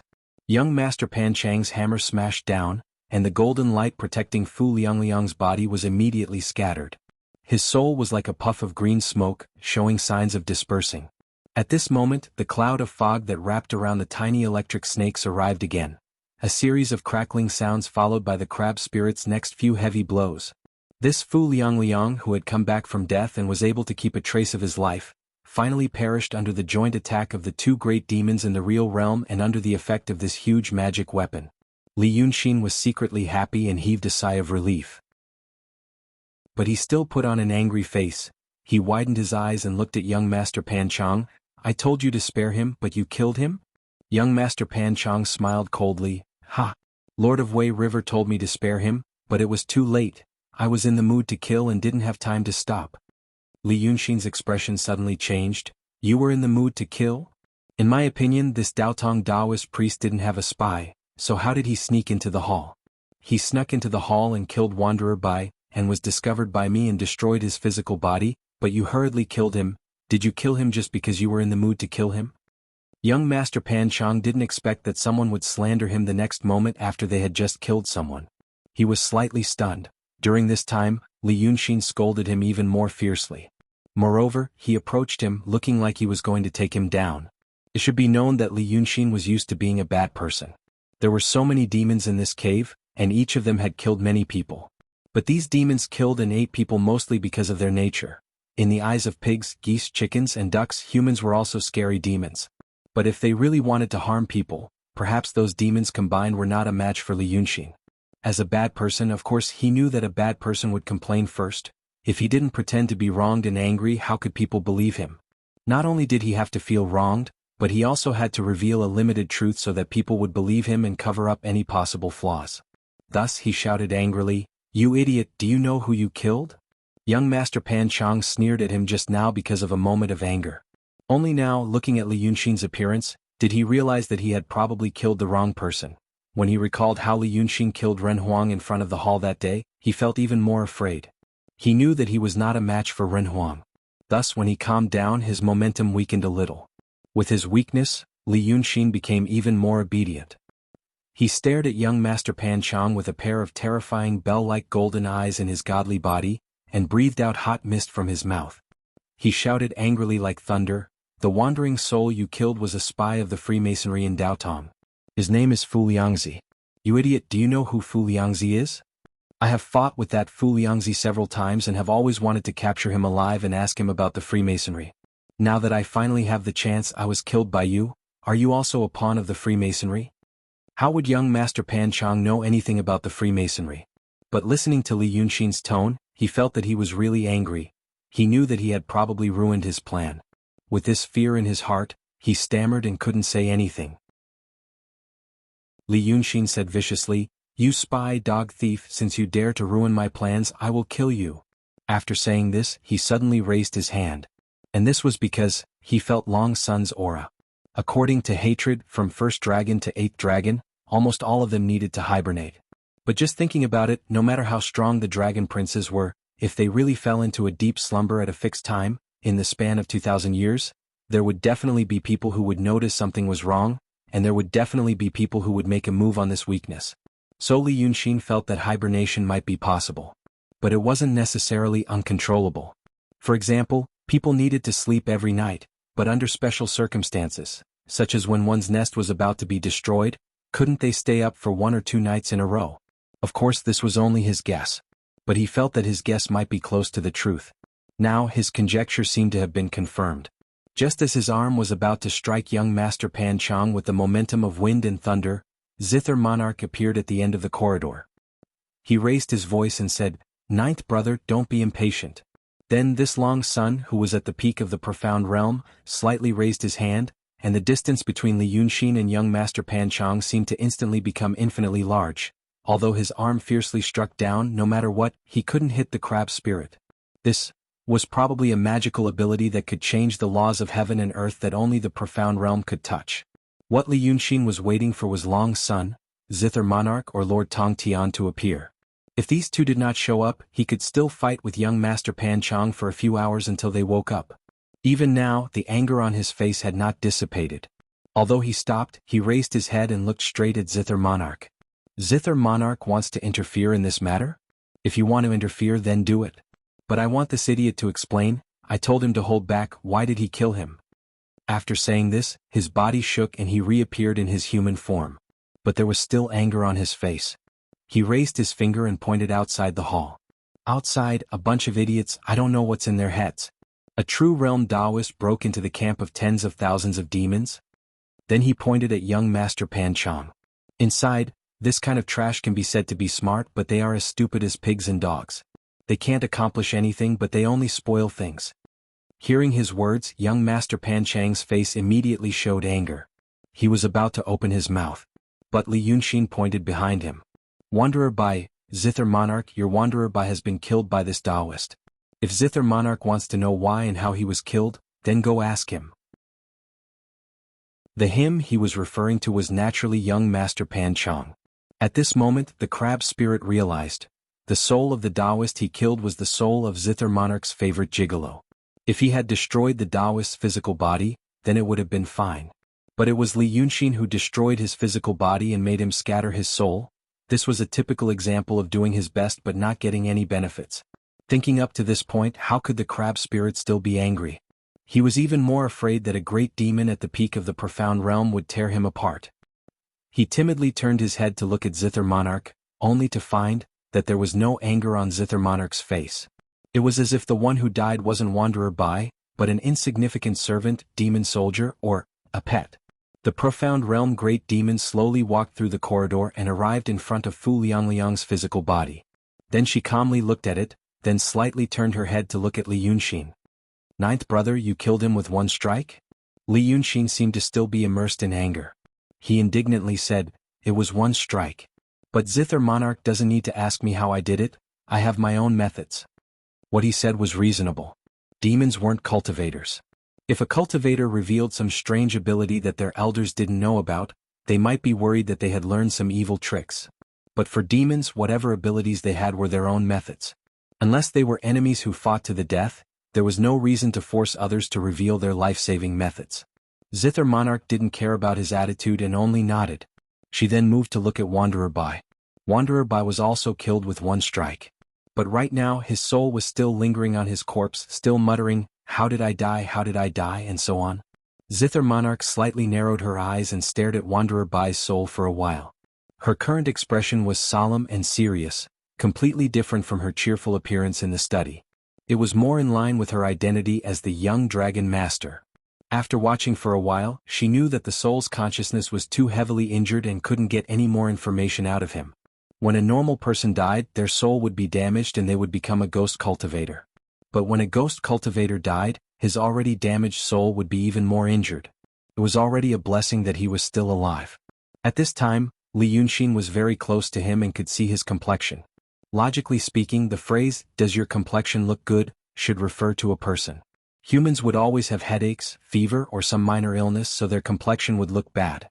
But how could a demon get sick? Then, Li Yunxin realized that Zither Monarch's face was deathly pale, as if he had suffered a heavy injury. Perhaps it was a side effect of him forcefully waking up from his deep slumber. After a while, Zither Monarch seemed to smile. This Taoist has some tricks up his sleeve. Wanderer Bai also has 2,000 years of cultivation. After saying this, he was silent for a while. Then he lightly raised his hand and waved. That Wanderer Bai's remnant soul instantly dissipated like it was made of smoke. Then she looked at Li Yunxin. "Even you, ninth brother, would find it difficult to kill him with one strike from such a distance. But how did you find him?" Li Yunxin took a deep breath and hesitated for a while. Then he narrowed his eyes and stared fiercely at young Master Panchang, saying reluctantly, "I came out at night." "Why did I go out?" Zither Monarch shouldn't ask. "Only then did I notice something was wrong. The Freemasons practice a very special method, dual cultivation of the Tao and the sword. I've had many dealings with them, so I'm very sensitive to their auras. Naturally, I have a way to deal with them." There wasn't much truth in what he said, and there were two parts that were unclear. But if he wanted people to believe him, he had to mix truth with falsehood. Li Yunxin was known for his intelligence, so no one would believe that he would use such an excuse that was full of loopholes. Chapter 374. I thought I had caught him at last and could ask him about the Freemasonry properly, but he spoiled it. Li Yunxin glared fiercely at young Master Panchang once more before sighing slightly and shaking her head. "All right. Even this idiot doesn't know what he's doing. He's lost a great opportunity." But Zither Monarch? He turned to look at Zither Monarch. "This means that the Celestial Sect and the Freemasonry are here. The matter I mentioned this afternoon needs to be expedited." Zither Monarch looked at him thoughtfully. As for Li Yunxin, he felt that Zither Lady was probably making a choice. If he was Zither Monarch, he wouldn't believe him so easily. But the problem is, how many things in life can be done after one truly believes it? There are many things that don't need to be clear. Even the emperors of the human world might not know which of their officials are corrupt. But if the minister is useful, if he is an able official, then the matter of taking bribes and perverting the law becomes a minor detail. Everyone's face is beautiful and no one will expose it. Zither Monarch may know that many of his words are just excuses or that he has doubts. But if he feels that the value of what he can do in the future is far greater than something else, then he won't bother. Li Yunxin thought that Zither Monarch was a smart person. Smart people should know this. Zither Monarch and hatred are not those moody and stupid demons. Their way of thinking is more like that of humans. He only needed a little time. He had other ways of getting through the present crisis. In this way the corridor was quiet for half an incense stick of time. Then Zither Monarch said, "Fine. If you are in a hurry, then do it. But ninth brother must remember," he said to Li Yunxin in a friendly manner, "if you go to the Celestial Sect, don't stay for long. I will be very worried about your safety, so I will give you half a month's time. In another half a month, Cloud Mountain will land at Tongtian Lake. At that time, regardless of whether you succeed or not, you must come back." He smiled at Li Yunxin. "The demonic power that I planted in your brain, probably no one in this world can undo it now. Even if they could, it wouldn't be something that could be done in a few months or years. I think with your intelligence, if you don't come back in half a month, then you'll probably be threatened by the people from the celestial sect of wonders and won't be able to move. And with your intelligence and wisdom, if it has come to this, then the situation must be as bad as it can be. Then, in order not to humiliate you, ninth brother, at that time the demonic power in your head will explode. Ninth brother was going to die as well. His soul will also be damaged. The Zither master paused and said, I heard that ninth brother used millions of ghosts to form a formation in the city of Wei. This kind of ability and generosity was probably not something that anyone in this world could do. After much thought, perhaps only the two Yama kings had such means. Ninth brother, perhaps it was a coincidence that you caught the eye of the king of hell. But the king of hell is not that scary. The Zither master took a step forward and stopped in front of Li Yunxin. He looked at him seriously. If ninth brother was killed by me, the king of hell would not be able to protect your soul. At that time, even if there was a way to become a ghost cultivator, ninth brother should know that you would not be the same person as you are now. That is why the Taoists from the celestial sect of wonders were unwilling to become ghost cultivators or Yin masters after they died. The Zither master paused for a moment, as if he wanted Li Yunxin to digest his words. Then he said, Little brother, do you understand? Li Yunxin nodded. I understand. At this time, his face was calm and was no longer as angry as before. His anger earlier was just for the Zither master to see. But now that he heard the Zither master's words, he knew that the Zither master was very suspicious. That was why he only said that he would plant demonic power in his head, but now he limited it to 15 days and used the incident with Bai Yanjun as an example. It was almost a naked threat. Li Yunxin felt that even if he came back within 15 days, he would not be able to live a good life. However, when he came to see the ninth young master at night and even ran to Yazi's lair, he did it very casually. He knew in advance that these things were very risky and any one of them could go wrong. Even a quarter of an hour ago, he was mentally prepared that the Zither master would kill him. But now it seemed that the situation in Daotong was very important to the Zither master. They wanted him to go there. After that trip they would settle the score when they came back. Li Yunxin suddenly laughed. Because he did not know why, at such a dangerous moment, he thought of his previous life. That old man would say when it was almost the new year that he would let him go first and settle the score after the new year. But after that he did not settle the score. Since that person did not want to settle the score with him, why would he let others do it? The reason why he was so bold these days was because death was the last thing he was afraid of. He still had one more card. The Zither master might as well use Bai Yunxin and Red Lady to threaten him. But now that things had come to this, even though it was not said out loud, smart people knew that in reality, the smiling face on the surface had already been torn apart. The Zither master knew that Li Yunxin had done something in this hall. She also knew that Wanderer Bai's death might have something to do with Fu Liangzi or Li Yunxin. Li Yunxin also knew that the Zither master did not want to be a good brother anymore and threatened him with death. But this was the result he wanted. So he took a deep breath and looked up at the Zither master. In that case, I want to take Bai Yunxin and Red Lady away. With the Zither master's extraordinary ability, it should not be difficult to find them in the future. But right now, just 10 days ago, I came here to save them. Now that I am in the Zither master's hands, I will exchange myself for them. Hearing his words, the Zither master let out a soft, ah. Then she shook her head and asked doubtfully, Ninth brother, do you really like those two girls? She did not say demonis or demonis, but insisted on saying girls. But when she said this, her expression and tone did not seem out of place, as if she was just an ordinary person. But this was the most out of place. Li Yunxin also shook his head. Not really. Zither master knows that I am also a cultivator. Cultivators always have to forget their emotions and transcend their tribulations. I promised one of them something and the other saved me time and time again. How can I let go of this kind of thing when I am a cultivator? So I am doing it for myself. The Zither master nodded in understanding. So. Then he turned to look at Wanderer Bai's corpse on the ground. I understand. Wanderer Bai said he saved your life. Even if he was raised like a cat or a dog for 1 or 2,000 years, he would still have feelings for him. If he was harmed by someone, there must be an explanation. He paused for a moment. Then take him with you. Hearing this, Li Yunxin immediately smiled. Okay. I will leave this matter to the Zither master. After saying this, he turned around and left. The Zither master did not linger and also went to her own room. The group of demon servants and demon soldiers naturally couldn't say anything, but that young master coiled intestines was dumbfounded as he watched from the side. Such a big matter was actually going to end up like this? Then would unfettered Bai's death be in vain? The zither master actually believed Li Yunxin's nonsense. He was puzzled, but how could he dare to ask the zither master? Until now, he still felt that perhaps the zither master really believed Li Yunxin's words. Perhaps his head would be twisted off if he stretched it out. This Panchang Gongzi stood blankly on the same spot. His mind was in a mess. Let's not talk about it for the time being. After Li Yunxin left this corridor, she went straight to Red Madam and Bai Yunxin's room. There was no one guarding in front of their door, because there was a restriction on the door. But Li Yunxin hurried over. As soon as he stopped in front of the door, he raised his hand and drew a few lines on the door. Then he kicked the door open. Previously, when he played tricks on Hatred's door, it took him a full quarter of an hour and he had to be very careful. But that was because he had to do it without leaving any traces and not be discovered. But at this time he had made up his mind. He did not care about leaving any traces. When the door was kicked open, he saw Bai Yunxin, Red Lady, and Little Shell standing up vigilantly. When he saw Li Yunxin, he frowned slightly.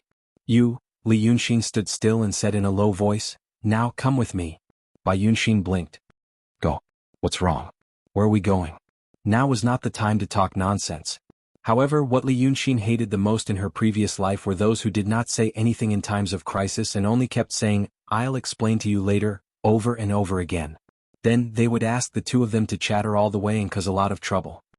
He felt that if he had the time to say, "I will explain to you later," he would have already explained everything. Thus, he stood at the door and after a dozen or so breaths of time, he briefly recounted what had happened, but it was not a simple matter. In the end he said in a low voice, "Now you know, come with me now." Bai Yunxin frowned. She looked at Red Lady first.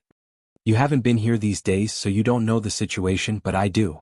Now that I've heard what you've said, I can guess the reason. This little fish demon is becoming more and more muddle-headed. I'm afraid that just like the ninth young master, her consciousness is slowly being worn away by the dragon soul in her body." Then she looked at Li Yunxin. "How can we leave with her?" "As soon as we leave, Longda will immediately know that you can break the inhibition in the hall. He will naturally know that you killed Wanderer Bai and Fu Lifang. You will be exposed immediately." Li Yunxin paced at the door and turned to look at him. "Huh? Exposed? Do you think he is a fool? He only believes 30 to 40% of what I said.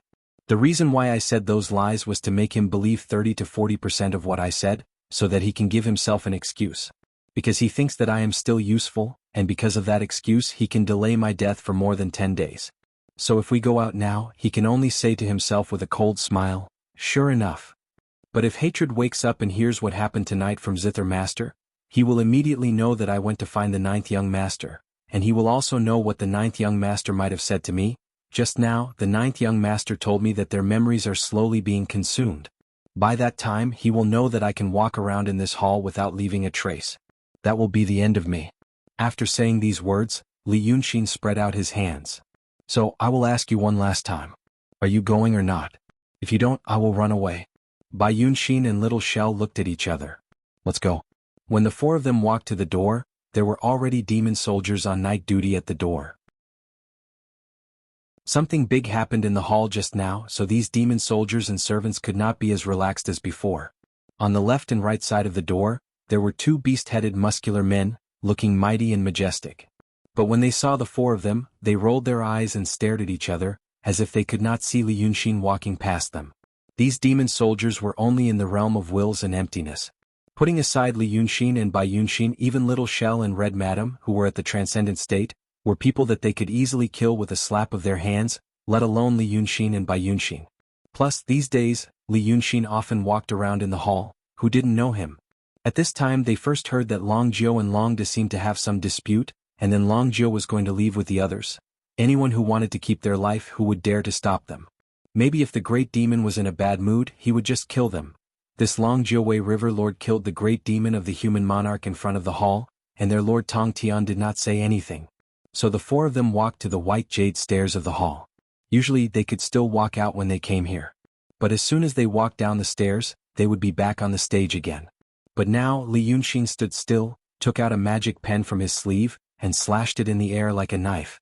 The tip of the pen trembled slightly, and no one knew how many changes it had gone through and how much Qi had been adjusted. Then there was no light or change. But there seemed to be a soft pop sound. It was as if a huge bubble had burst. So, Li Yunxin walked out. He walked 13 steps and stood on the rough ground under the white jade stairs. Then he turned his head and looked at the 3 people on the stairs. Come. In this one glance he also saw the second floor of the palace. It seemed that the Zither monarch was looking at him from the window. His expression was calm, as if he had already expected that Li Yunxin could break the prohibition and walk out of the hall by himself. Now he was just calmly watching his guess come true. Li Yunxin looked at him for a while and then looked away. He originally planned to look at the camp of the Monster Kings from afar. Previously he did not get along well with the Monster Kings, so he did not plan to go through their camp. He felt that it was best to fly and directly get out of this Guanyuan crypt. But his eyes did not turn to the direction of the camp, and only glanced at the back of the palace. Then he suddenly stopped and could no longer move his eyes away. Chapter 375. It was because he saw a skeleton. It was an incomparably huge skeleton. When he first entered the Guanyuan crypt and walked to the front of the palace, the back of the palace was still dark. The space was hidden in the darkness, and he did not know how far it extended. But now the gigantic skeleton filled the space. It was exactly the same as what Li Yunxin saw in the bottomless pit of Pitfall Mountain. As soon as he entered the cave he felt that it was familiar. Now he finally knew what was so familiar. This was clearly another bottomless pit. The skeleton's huge head was lowered, staring at the tiny Li Yunxin like before. The tallest demon in the camp was not even as long as one of his fingers. It seemed that if he were alive and moved, he would only need one breath to slaughter all these demons. Where did this thing come from?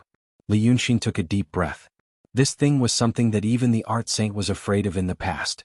That was why he asked Evil King to guard Pitfall Mountain and used one of the Octatic Treasure's ancient scrolls to suppress him. Now that Qin Jun said he went to Pitfall Mountain to do something, it seemed to be referring to this thing. How did he get it? Li Yunxin had personally seen this thing swallow the Evil King's soul in one gulp. Did the Qin Master have a way to control it and bring it from Yu Kingdom's Pitfall Mountain thousands of li across the Qin Kingdom all the way to Yi Kingdom? Did Dao Tong and Kenzo not discover it? The scene in front of him stunned him for 3 breaths, and then he turned to look at Qin Jun. But at this time Long Da had disappeared from behind the window. Bai Yunxin and Red Lady came down from the stairs. However, Red Lady's mind was becoming more and more muddled, and she needed Little Shell's help to walk. Li Yunxin felt that it was necessary for him to see if there was some kind of sleeve technique in the Jade Scroll. Almost everyone in Daotong knew this technique. It was very convenient to roll people or objects into their sleeves and carry them around. But this was all in the future. He could not help but look at the skeleton again. Back in the Pitfall Mountain, the skeleton's 2 arms were hung by iron chains, and it was kneeling on the ground. Now that the iron chain was gone, it sat cross-legged on the ground with its 2 arms propping itself up. It seemed to be deep in thought. He frowned slightly. The skeleton made him feel very uncomfortable. In front of it he was like a small and ignorant beast. Kodo-kun, is he going to use this thing to deal with the Daotong and Kenzo people? What would happen if this thing absorbed too many souls? He could never forget the scene in the bottomless pit of the Pitfall Mountain. There were fine, metallic muscles moving on the skeleton. The scene was truly bizarre. This uncomfortable feeling grew stronger and stronger. Li Yunxin took a deep breath and said, "Let's go." From the sky. After saying this, he soared into the air in the darkness. He first rose to the top of the cave and then headed straight for the exit. He wanted to get rid of the uneasiness that the huge skeleton gave him as soon as possible. The result was surprisingly smooth. Tonight's events came and went suddenly. Half of the demons in the underground camp had fallen asleep. Those who didn't sleep didn't stay in the sky. There were guards at the entrance of the cave. But regardless of whether these guards recognized Li Yunxin, they didn't dare to ask when they saw that he was a demon that soared into the sky. Thus, the 4 demons flew close to the ground for a distance of 100 miles before landing on a lush mountain ridge. But this place was still in the Manwan Mountains. They were still far from the outskirts of the Manwan Mountains. But considering that the demons and the Shenmen were in a standoff, there were countless pairs of eyes on the ground watching the situation in the sky. At this time they still had to fly here and there. It was like wearing colorful clothes on the battlefield and shouting, "Come and see me." It was still night. The cool autumn wind swept through the dense forest, and the dry leaves rustled. They landed on a cliff. It was a large blue stone. If they went back they could go into the forest. If they went forward there was a winding path at the bottom of the cliff. Maybe it was made by people who used to live in the forest, or maybe it was a caravan. The moon was bright and the stars were sparse. There were many shadows everywhere. But when Li Yunxin stood here and was blown by the wind, he felt a lot more comfortable, compared to when he was in the hall. He turned to Bai Yunxin and said, "Let's say goodbye here. I still have to go to Daotong." Bai Yunxin's eyes were shining in the darkness. She looked at Li Yunxin and said, "We have nowhere to go." Then she looked at Red Lady and said, "Since you came to save her, how can you ignore her now? Perhaps she will soon be worn out." "I didn't come to save her." Li Yunxin thought for a while and said calmly. He said this, but Red Lady still stood there in a daze looking at Li Yunxin. She seemed to know what he said, but she didn't know what he said. "I came for myself and now I have to go for myself. Now I have to go for myself." He looked at Red Lady. "Moreover, if I go to the orthodoxy, I might die. You won't be well with me. I'm not used to teams. I prefer to go alone." Bai Yunxin tilted her head and looked at him. "Then tell me a place and we'll go there." Li Yunxin frowned and took a step back. He stood at the edge of the cliff and said, "What do you want to do? I can't give you anything, I can't even protect myself now. You are a demon, not a woman in the human world. We met by chance and parted on good terms. There's no need to get involved." Bai Yunxin was not angry at his words. She just smiled and said, "I've been in the world for so long. It's the same for demons and humans. Either I hurt them or they hurt me. You're the only one who doesn't want to hurt me. I just like to stay with you." Li Yunxin was stunned and then looked at her in surprise. "Are you crazy? I tricked you in the city of Wei. And you know demons, once they get together, the female demon will die." "Ah." Bai Yunxin smiled again and looked at Li Yunxin with interest. "I just want to be friends with you. Don't you want to have a friend?" "I don't have any friends, so I think it's interesting. And you should know." She took a step forward and approached Li Yunxin. Then, just like the first time they met, she suddenly took a deep breath on his body, her soft hair brushing past his neck. "When I chased after Dragon Little 9, it was just for fun. I didn't really want to eat him. But he was scared. Because I like the smell of him. Actually, I like all the dragons. Do you remember how he ran away on the first night you saw him? You heard the thunder in the sky. I chased him. Tell me, isn't this our fate? I saved you long ago. Now you're dragons and you treat me well. How can I not like you?" At this time the moon was in the sky. The moonlight sprinkled on the top of the cliff. A woman in white approached a man in white. Their clothes fluttered in the autumn wind, which looked very artistic. However, the next moment, Li Yunxin suddenly stood up, drew an arc in the night sky and landed on the opposite cliff far away. He frowned and stared at Bai Yunxin for a while, then said, "Don't follow me." He hesitated for a while before letting out a soft sigh. "Head east. If I'm still alive, I'll go east too." After saying this, he glanced at Red Lady. His lips moved, but in the end he didn't say anything. He flew straight into the forest behind him. When Li Yunxin's figure completely disappeared, Bai Yunxin let out a sigh of relief. After standing for a while, she turned to look at Little Shell and said angrily, "You scared him away. Your method doesn't work at all."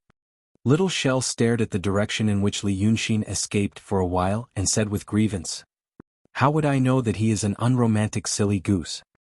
Li Yunxin walked in the forest for an hour. But he was still frowning, indifferent to the autumn wind passing by him. He was thinking, Red Lady was originally a demon, but she died and became a ghost cultivator. All ghost cultivators must have obsessions. For a ghost cultivator, obsessions were more important than Taoist heart for Taoist priest and sword heart for swordsman. In fact, it was more like the condensation of a drop of rain. Red Lady's obsession lay in the love between a man and a woman. Therefore, for no reason at all, she was teased by him, fell in love with him, and fell deeply in love with him. But Bai Yunxin, what was she doing? What did she want from him? Why did she show such strong kindness to him? He could actually understand Lu Laodao's kindness to him in the past. Long ago there was also an old man who showed kindness to him and gave him something like blood. But Bai Yunxin, he thought for an hour but still couldn't think of a reason. Not only could he not think of this reason, but he also couldn't think of any other reason that Bai Yunxin wanted from him. Some emotions and situations might explain this situation. But Li Yunxin found it hard to believe. Just like those who lived in the dark mountains and valleys, they knew that there were celestials in this world, but it was hard to believe that they really existed. After walking for another quarter of an hour, he finally came out of this dense forest. He saw a few points of fire in front of him. There was a path. The mountains were vast, and other than the Redstone Gorge there were many ravines. In some places the forest was sparse and there were many paths. Perhaps in the past, such paths were open to avoid the mountain bandits near the Red Stone Gorge. Now that the mountain bandits had been replaced by demons, if he wanted to go to the south of Yi country, he could only take these paths. When Li Yunxin saw the fire, he wanted to avoid it. But a thought suddenly jumped in his heart. The emotions that troubled him should be familiar to these people. Alas! He sighed softly in his heart. Old Lu should understand this as well. However, he was not here. He stood at the edge of the forest for a while, narrowing his eyes and looking at the fire. Then he saw some people who should not have been here. Chapter 376. Those people did not seem to be ordinary merchant caravans. They were soldiers. There were 3 fires and a dozen or so soldiers sat around each fire. Outside the fires, there were a few scattered soldiers sitting against trees. Further out in the forest, which was difficult for normal people to see, but Li Yunxin could see clearly, there were 2 open sentries and 2 hidden sentries. There were 50 people and there were no flags or insignias.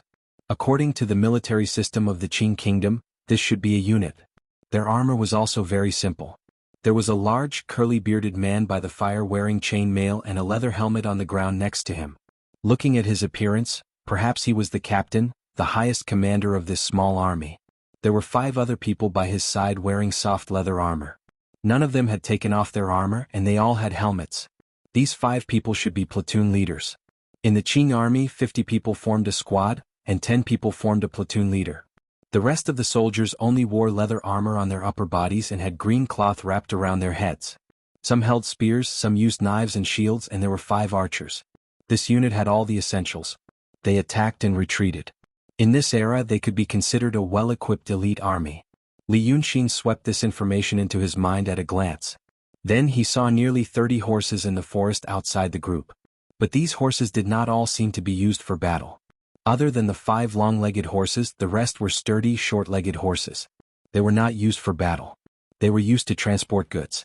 The goods were carried in coarse sacks. They had been taken down and piled up in one place. There were also 2 soldiers standing guard. Li Yunxin realized that he must have run into a group transporting red earth to Tongtianze. When he had killed his way into Red Stone Gorge, he had seen some monsters wearing armor that was clearly much smaller. Those armors were probably the result of their looting of passing troops. In fact, this point was very thought-provoking. The Yi Kingdom was next to the Li Kingdom and the Qing Kingdom. The Li Kingdom was the largest country in the world and the Qing Kingdom was not small either. He had heard that the Qing Kingdom's military system was a recruitment system. The soldiers were all professional soldiers, and the number of soldiers was around 100,000. There was no war at the moment. If the emperors of Qing, Yi, and Li kingdoms truly wanted to help Daotong and Kenzo and send out a mighty army of hundreds of thousands and use millions of commoners as backup support, not to mention the mountains, the entire Yi kingdom would have a sentry every 5 steps and a sentry every 10 steps. But now, within the borders of these countries and the mountains, there were no armies of human empires to suppress them. Instead, there were many small teams coming and going in the mountains. Perhaps the emperors did not want to contribute to these things? Or could it be said that the celestial sect of wonders was unable to control the dynasty in the secular world? However, these thoughts only spun around in his mind for a moment. Li Yunxin decided to go with them. Other than the reason he had thought of before, since this team was transporting red clay, they had to contact the Daotong Kenzo people. He could actually follow them to take a look at the base level and see the situation of the celestial sect of wonders. The information obtained this way would be much more reliable. Or perhaps, the environment the team was in made him think of a scene from a few months ago that seemed to have happened many years ago. At that time he was still human. Thus he sat down beside an old tree. Leaning against the tree, he raised his head slightly and closed his eyes as if he was taking a nap. In reality he was listening to them talk. He activated his magical power. The conversation between the team and the 5 squad leaders was pulled out from the sound of wind, fire, and people. It crossed a long distance and became clear. He listened like this for nearly an hour. During this time, the 6 officers only chatted intermittently. Occasionally, they would rise to order the soldiers to pay attention to their duties and be more vigilant. When they chatted, they talked about unimportant things such as how someone was sick in a certain fire, how someone's leg was acting up, how someone seemed to be homesick, or how someone had a conflict with someone else today. They were all matters between soldiers, bits and pieces. But these 6 officers seemed to be very familiar with each other. In this era, they could be considered good officers who loved their soldiers as if they were their own children. Then they talked about their own families, whether their sons would join the army or open a shop in the future, or whether a certain commander had a wife somewhere. Li Yunxin should have been anxious and didn't want to listen. He should have been anxious to listen to something more useful to him, something that could give him a chance to sneak into the team. But for some reason, perhaps Bai Yunxin's words made him hesitate and confused.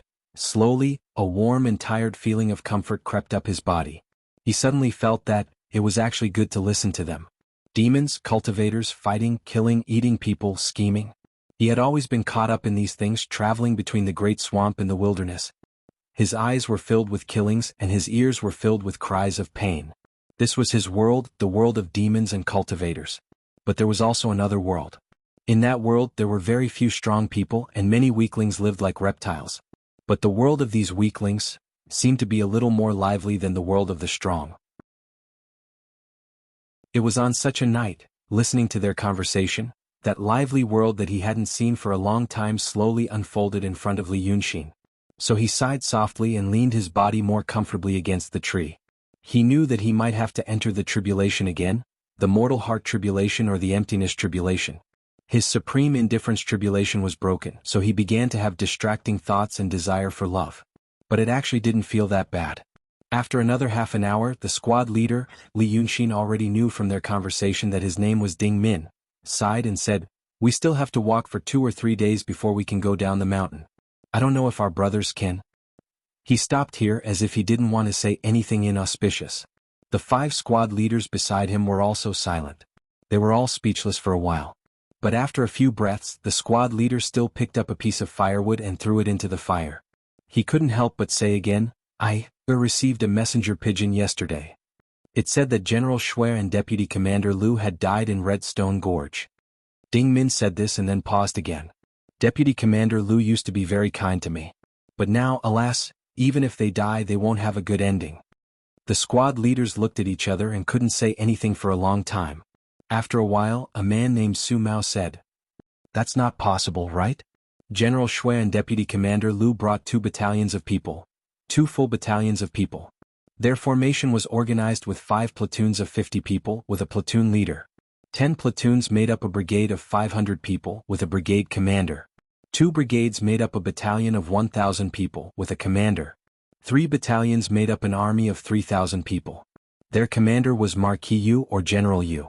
Su Mao said that they brought 2 full battalions of people, which meant that there were 2,000 people. 2,000 professional soldiers, well-equipped and well-trained, could guard a province and a prefecture in the country. Now the army had only set out for 5 days, and they were gone? And they all knew that the reason why there were 2,000 people in a team was because the youngest son of the current General Li also wanted to go to Tongtian Swamp. The young Marquis had said since he was a child. This time he heard from the Taoist priest stationed in the capital that the Xianmen mountain was going to fall, so he insisted on going to take a look. Maybe he could even become an apprentice to an immortal. General Li agreed to let him go and specially assigned an elite troop to escort him there. This troop was not going to transport the red clay, but it was really to protect him. It was said that he had brought a few great painters and a few Taoist priests with him, but now they were all gone. Ding Min shook her head and sneered. It was said that only 100 or 200 scattered soldiers escaped, but it's not optimistic. Although we haven't dealt with them before, we should know what they are, right? They have extraordinary strength and can even use demonic spells. I heard that the young Marquis was impatient to walk on the mountain road like us. He said that he had great painters and Taoist priests with him, so he was not afraid of demons and monsters. He was eager to see them so that he could subdue them. 2,000 people walked carefully in the Redstone Gorge. The young Marquis brought hundreds of cavalrymen out of the capital to show his power. But in that kind of place, they all jumped down from the cliffs on both sides and rushed into the army formation. It was immediately chaos.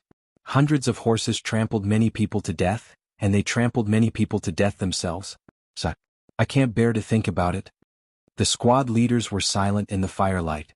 After a while, another squad leader asked, "Boss, have you really seen those things?" "What?" Captain Ding Min pondered for a while and said, "When I was young, I just joined the army at the border. Stationed in a castle. The old man said that there was a black wind mountain near the castle, and there was an old demon in the mountain.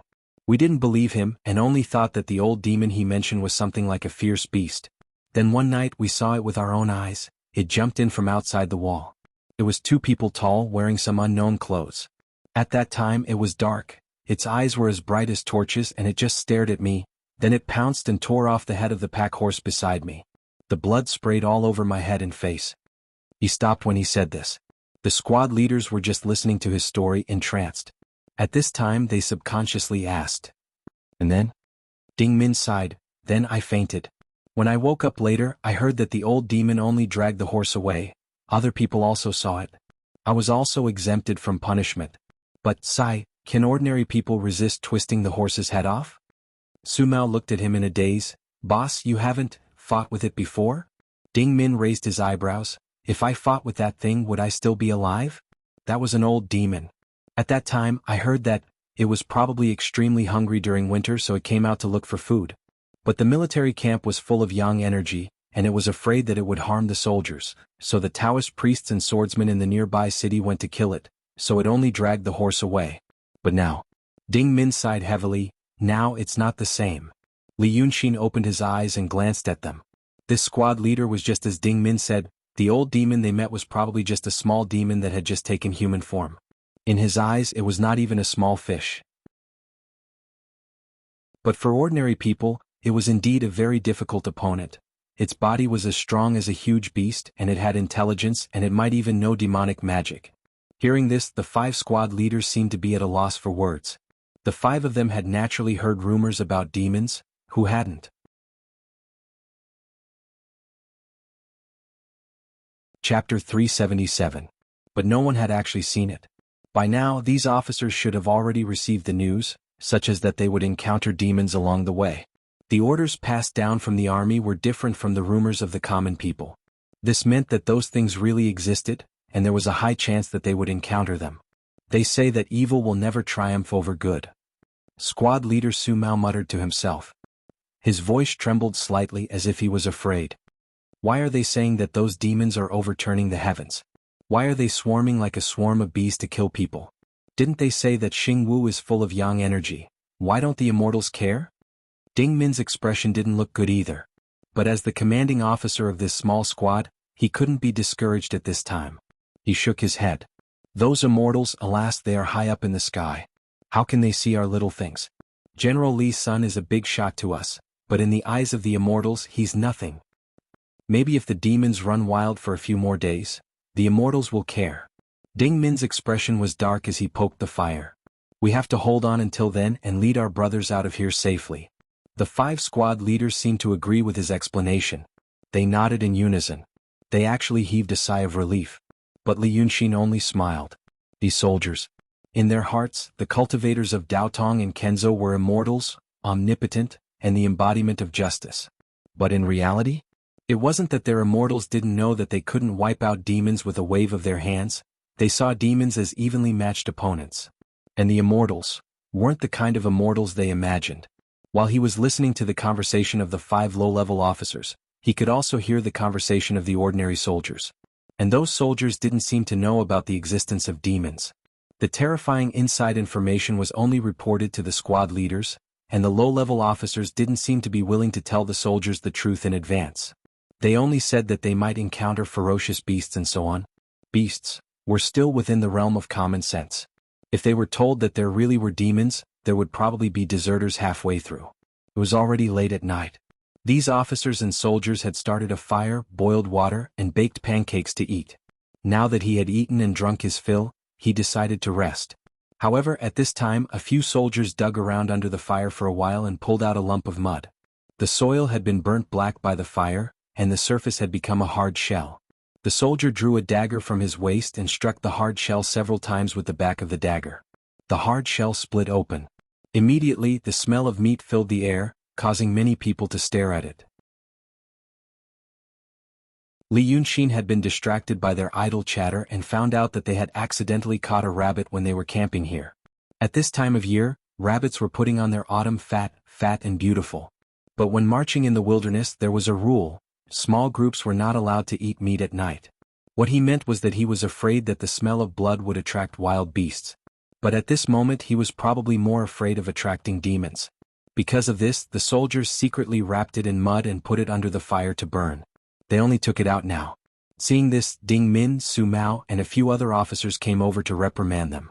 But in the end they had a good relationship with the soldiers, so they let it go. An old soldier didn't mind the heat, and tore off the hind leg for his officer to eat.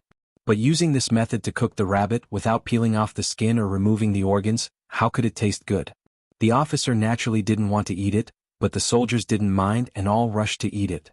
In the blink of an eye, only a small part of the rabbit was left, and only some internal organs were left. Seeing them like this, the 6 officers' faces became slightly better. Perhaps it was such a lively and joyous scene that slightly diluted the haze in their hearts. They saw people again. It was at this time, a cold wind suddenly blew in the forest. This cold wind, even the most careless person would feel strange.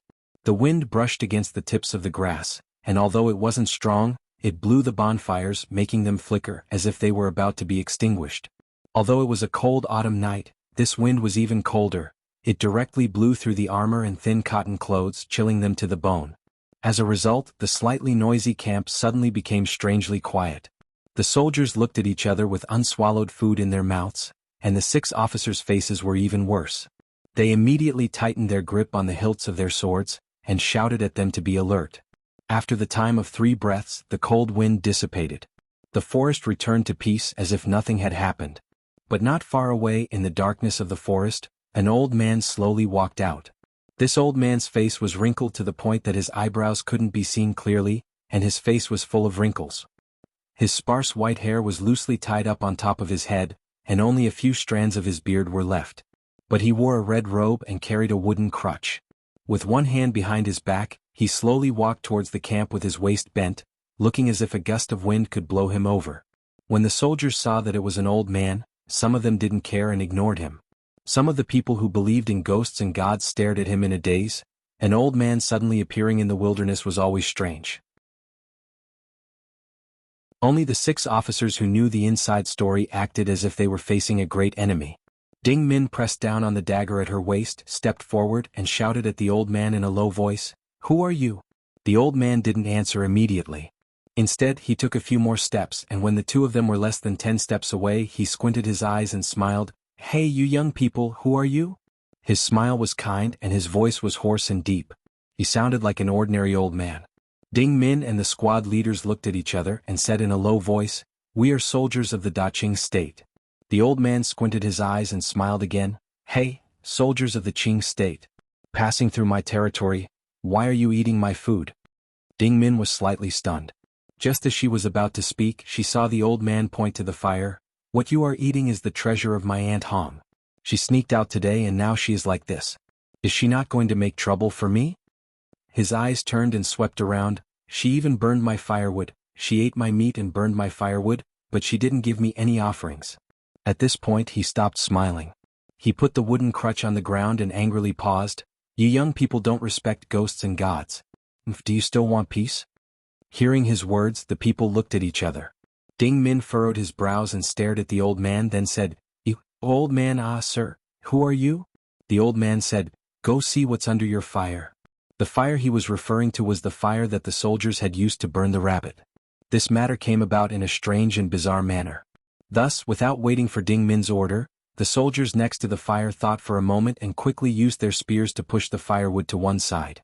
The earth under the fire had been loosened, and what lay beneath was revealed.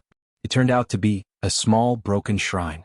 This thing seemed to have been buried under the shallow soil, and was only revealed now. The soldiers looked again with the help of the fire. The statue carved in the shrine, if it wasn't this old man, who else could it be? Some of the literate soldiers saw a line of blurred words engraved on the shrine, "Lord God of the thick earth." They were shocked and couldn't speak for a while.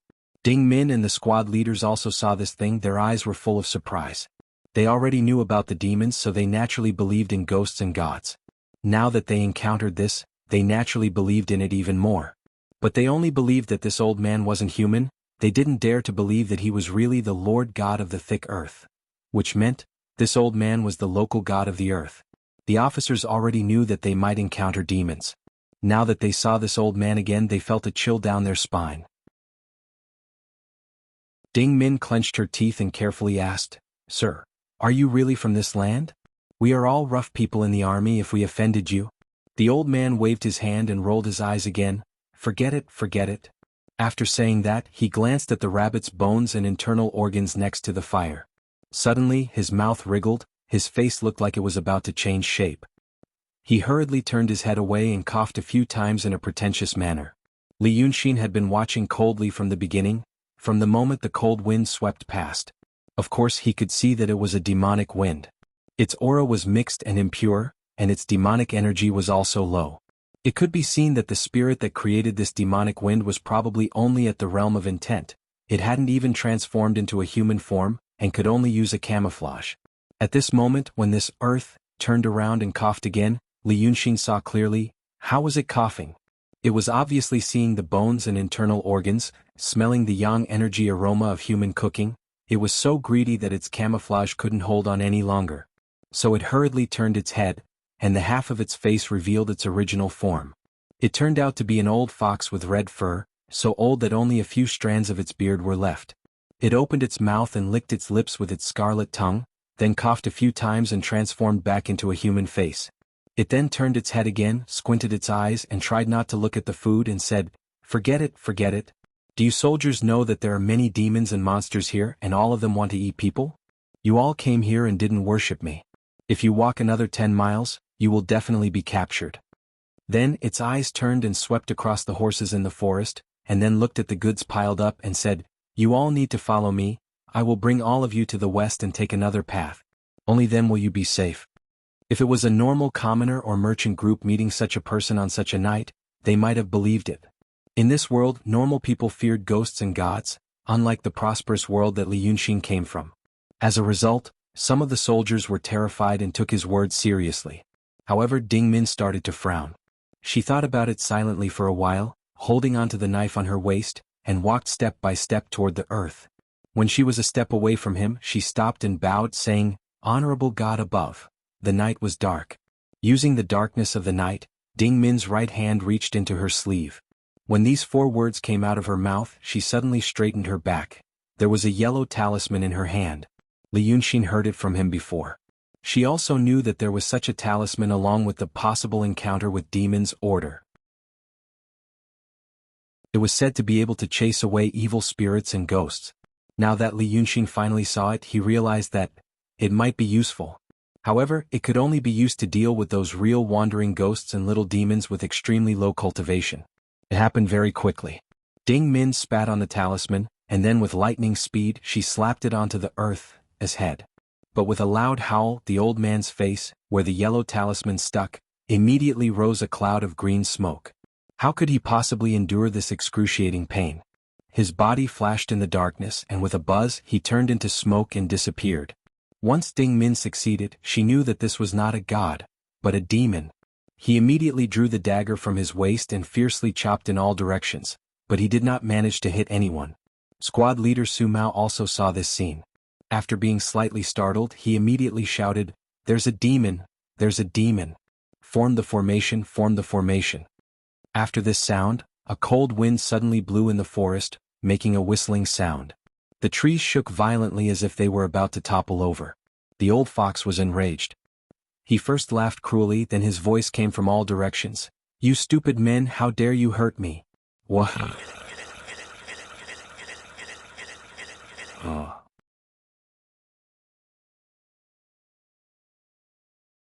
Chapter 378. When the demon revealed its true face, everyone was shocked. Su Mao said it was a demon, but how was it behaving like a human? Although this small group of soldiers were trained daily and had gone up the mountain to kill bandits, they couldn't help but feel afraid at this time. They were fighting humans before. But now they couldn't even see a shadow. They could only hear strange laughter and the bone-chilling wind around them. Where could they find the enemy? Thus, this group took a full 15 minutes to reorganize. However, at this time they found that the 4 scouts on the periphery were gone. There were originally 2 open sentries and 2 hidden sentries. However, the 4 of them had disappeared without a trace, as if they had been abducted by some demon using a spell. Thus, there was a faint smell of blood in the air. Maybe it was the blood of the 4 scouts. Those who were able to be scouts were definitely quick-witted and agile. They were the elites of the team. Now that even such elites couldn't escape, everyone was even more frightened. But Ding Min used a talisman to break the illusion of the demon, and he felt much more at ease. He was an old soldier who had guarded the border and had conflicts with the border troops of the Yuan Yi countries. He was someone who had seen blood. Thus, he knew that this demon wasn't as powerful as the legends said. It was most likely a demon that had transformed into a human. There were many rumors about demons in the wilderness at the border. It was said that this kind of demon didn't have a high cultivation level and mostly used tricks to confuse people and then trap them to death. But right now, his group of dozens of people were all men with strong yang energy. Why should they be afraid of it? Thus he shouted, "We are the military reserve of the Daqing state. What we are doing is following the will of the heavens. And all of us are good men. Evil can never defeat good, so why should we be afraid of it? Don't you see that it only dares to bluff and doesn't dare to rush over?" Yin Air. The Yin Air he was shouting at was an archer who was killed by Su Mao's fire. All 10 of them used longbows and each of them had the ability to shoot from both sides. This Yin Air was born in a hunter's family, but he had white skin and was good at shooting arrows. He was a disciple taught by Su Mao after he entered the army, so people jokingly called him the prodigal Yin Air. Yin Air was originally protecting Su Mao. Hearing that he was called, he immediately puffed out his chest and said, "Here." Ding Min heard that he was full of energy and was not afraid, so she praised him in her heart. Then he said, "All of you listen to my instructions. Shoot where I point." Just as he finished speaking, a fishy wind suddenly blew from the west side of the forest. Ding Min glared at them and shouted, "Fire!" 10 archers immediately knocked their arrows and shot over. After a series of whistling sounds that sounded like a torrential rain, a few howls suddenly rang out from the forest. These howls did not belong to humans, but to wild beasts and domestic dogs that had been injured. Hearing this sound, the soldiers were slightly relieved. Since it could be injured by bows and arrows, it must not be some extraordinary thing. When it came to sabers, horses, bows and arrows, there was no one better than them in this world. As a result, Ding Min shouted again, "Saber and shield bearers, go and drag him back for me to see." Immediately, another 5 saber and shield bearers came out. They lowered their bodies and held their shields in front of them. Another 5 bearers with spears followed behind them and pushed them into the forest on the west side. At this time the chilly wind had weakened a lot, but the fishy smell was getting stronger. In the forest, the old man from before was cursing again. It was nothing more than something like, "If you dare to hurt my children and grandchildren, I will make you die a horrible death." But now the people were not very afraid anymore. They just thought that he was bluffing. After a while, the saber and shield bearers and spear bearers who went into the forest came back. They were dragging 3 bloodied creatures that were still whimpering and struggling.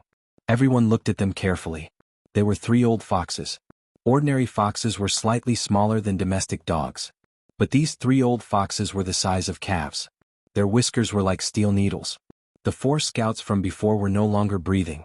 They were probably ambushed and had their throats bitten off. But now these soldiers were armed and vigilant. The longbows used in the army were far more powerful than ordinary hunting bows. Even if these 3 old foxes had thick skin and great strength, they still couldn't handle 10 archers who had been trained for many years. One of them was pierced through the head and died on the spot. The other 2 were wounded in the waist and abdomen. They also didn't have any strength left. Ding Min pulled out his saber and stepped on the head of one of the foxes. The fox was in pain and struggled on its deathbed. It bit the back of his foot. But the fox was already on the verge of death and didn't have any strength left. Ding Min's army boots were also embedded with thin iron plates, so he wasn't afraid of it biting. He kicked its mouth open and stabbed the knife into its eye socket, stirring it a little. The old fox immediately stopped breathing. The soldiers cheered loudly. Their morale was boosted. Ding Min let another old fox out. He pointed his bloody saber at it and shouted, "Chop it up for me. Avenge our dead brothers." The soldiers cheered loudly. They pulled out their sabers and rushed forward. In an instant the old fox was chopped into meat paste. At this point, no one was afraid of the chilly wind in the forest anymore. The old monster was chattering non-stop, but the soldiers were also shouting and cursing. They hit their sabers and shields, inviting the enemy to fight. Ding Min saw that the time was right and shouted, "The road to Tongtian Swamp is dangerous. It's hard to avoid encountering this kind of monster. But look carefully now. What kind of monster is afraid of the heavenly Tao? We have sabers, horses, bows and arrows in our hands. Even if the monster king comes, we'll kill him on sight." The soldiers cheered again. But although Ding Min said that, he didn't underestimate the enemy. He told them to gather together and didn't take the initiative to attack. After a short stalemate, pairs of green eyes appeared in the darkness of the forest. They were the eyes of a ferocious beast. There were more than 10 of them. They kept moving back and forth as if they were looking for an opportunity. These were probably the descendants that the old fox had ordered. Ding Min stared at them. When she saw that they were a little denser, she immediately ordered the archers to shoot. But the foxes were smart and dodged quickly. After 4 rounds of shooting, only one was killed and one was injured. So Ding Min ordered the sabers and shields to guard the periphery and gave Su Mao a look. The two of them had been friends for many years and understood each other's intentions. Seeing the look in his eyes, he immediately raised his voice and asked Yen Er, "How many arrows are left?" Yen Er and a few archers checked. Just as he was about to say something, he saw Su Mao's look again. He quickly swallowed the words he was about to say and said in panic, "Not much, but there are only a few left. What should we do?" As soon as he said that, the old fox, who had turned into chilly wind and was wandering in the forest, laughed wildly and shouted, "Good, good, good. Children, go and tear them apart." As soon as he said that, more than 10 ferocious beasts the size of calves rushed out of the forest and fiercely pounced over. Li Yunxin had seen hundreds of people fighting a dozen demons in human form in Rong City. Although they did not have the advantage, they did not collapse at the first encounter. But now, these 40 or so people were fully armed and well-trained elites, and they were only facing a dozen or so animals that understood human nature, so it was much easier. Seeing the ferocious beasts pounce over, Ding Min immediately ordered more arrows. At this time, without the protection of the darkness, their bodies were completely exposed. Yen Er and the other archers showed their best skills. A series of arrows were shot out like a storm. The arrows pierced through the eyes of the beasts and 3 of them were instantly taken down. The remaining beasts saw that the situation was not good and turned to pounce from the side. In the end, they were greeted by another rain of arrows, and another 2 or 3 beasts fell. The remaining beasts finally broke through to the front of the formation. However, the shields used by the Qing Kingdom's armed forces were tower shields that were half the height of a person. They poked and stood on the ground, immediately forming a solid wall. When the ferocious beasts pounced, a row of spears suddenly poked out from behind the shield wall and immediately pierced through the hearts of the beasts. In less than a quarter of an hour, like a storm, the dozen beasts were completely slaughtered, but they were not injured at all. The old fox demon also seemed to be stunned. He floated in the forest for a long time without saying anything. Of course, he had never seen this kind of formation. The power of the Yi Kingdom could not compare to that of the Qing Kingdom, and the monarch was not a talented and bold monarch. Although the Qing Emperor could not be said to be a rare hero, he was still better than the Yi Kingdom. Additionally, the Qing Kingdom was rich, and the armed forces were well-equipped and well-trained. The old fox demon had lived in the forest for many years. Although his reputation was impressive, he usually only saw merchants and bandits. He had never seen the killing methods of professional soldiers. Thus, at this moment, seeing his children and grandchildren all slaughtered, the viciousness in his heart was finally aroused. It was not that he did not have other methods. He just did not want to use them. He had originally been a wild fox who had achieved enlightenment and cultivated his intelligence. He pretended to be mysterious and displayed his magical powers nearby. In the end, he tricked the ignorant mountain people into giving him a position as a god of the land.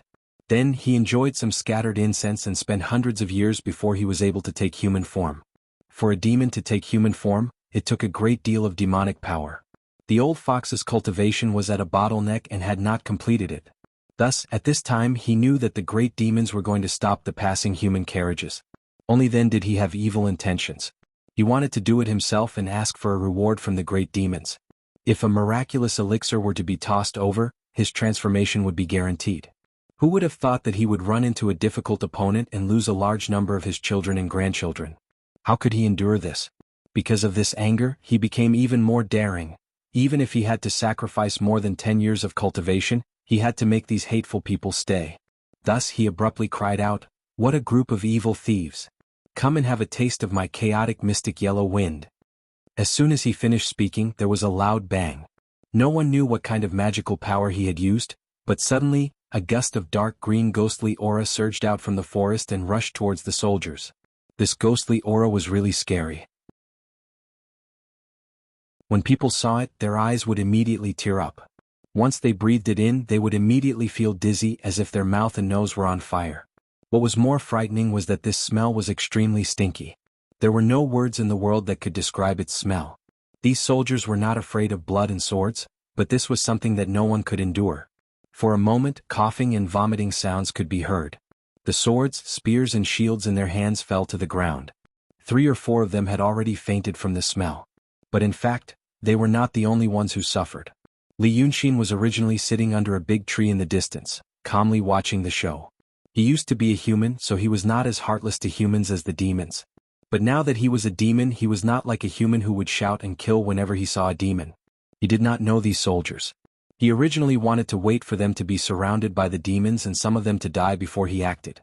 What could be more trustworthy than saving someone's life? But who would have thought that while he was sitting there peacefully, that old demon fox would fly into a rage out of humiliation and suddenly make a chaotic mystic yellow wind? This was not some dog fart, chaotic mystic yellow wind. It was clearly that old fox's old fart.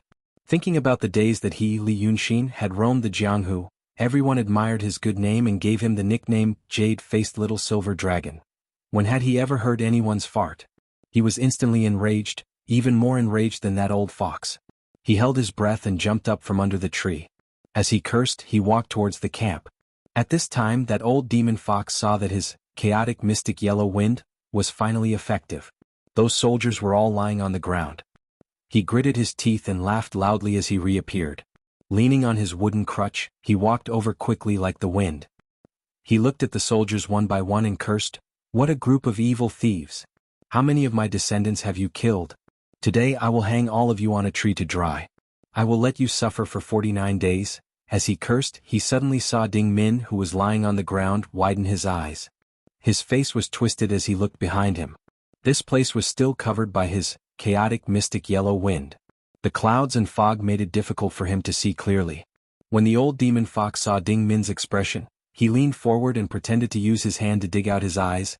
"I'll let you see. I'll first eat your 2 crystal pills." As soon as he finished speaking, he suddenly heard someone behind him curse loudly, "You crazy bastard, you dare to let me smell your fart?" This shout startled the old fox.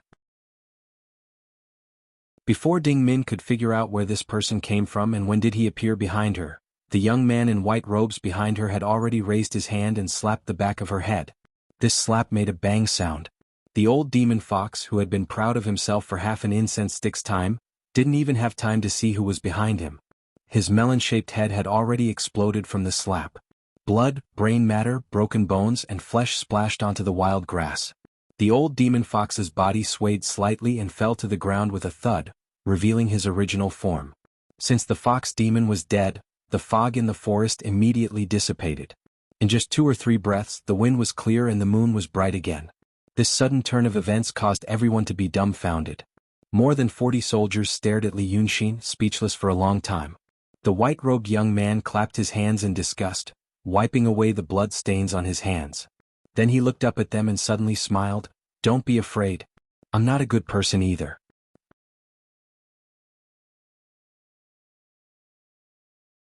Chapter 379. After he said this, the smile on his face suddenly disappeared. He abruptly put his hands behind his back and stared fiercely at them. "You are the Qing Kingdom's military reserve army, hmm?" Ding Min froze for a moment before she felt her numb and swollen lips regain some feeling. However, his throat was still boiling hot, and every breath he took was a burning pain. He opened his mouth and said in a raspy voice, "We are." "That's good. Every debt has its debtor. Li Hai, that bastard's debt, you can pay for it." Li Yunxin angrily paced a few steps and saw the old fox's body on the ground. He angrily kicked it aside. "Little bastard, you coaxed me here and almost lost my life. All of you, since your lives were saved by me, your descendants are also mine. From today onwards, until I see that cloud mountain, you will not leave my side and protect me." Li Hai was a person's name. This name belonged to the youngest son of General Li of the Qing Kingdom.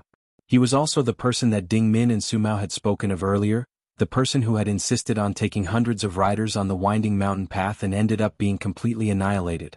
Now this white-clothed young man had unceremoniously called Li Hai by his name and even called him a bastard.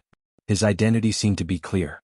Ding Min turned her head with difficulty and met Su Mao's gaze. She then looked at Li Yunxin.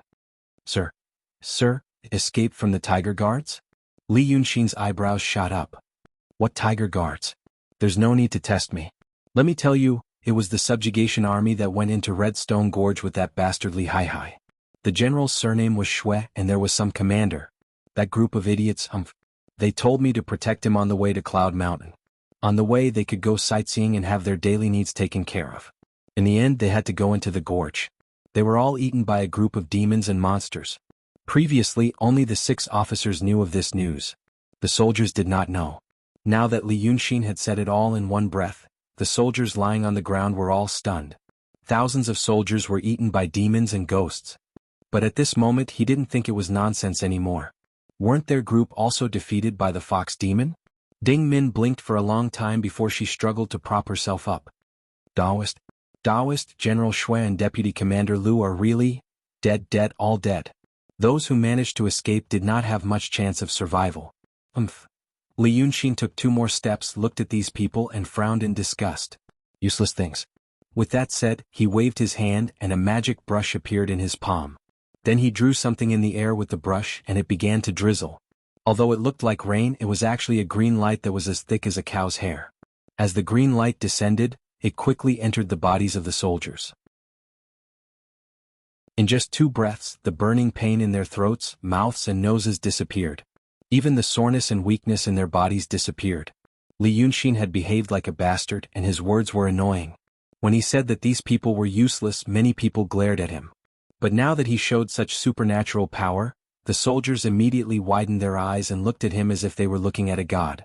As people in the secular world, the so-called Taoist magic of immortals that they could come into contact with was probably the most brilliant. But he didn't care about this person's reaction. He just frowned and said, "I'm tired. Prepare a place for me to rest. Let's go early tomorrow." He had only appeared for 15 minutes and he didn't say more than a dozen sentences. But he was like the commander of an army, giving orders without hesitation.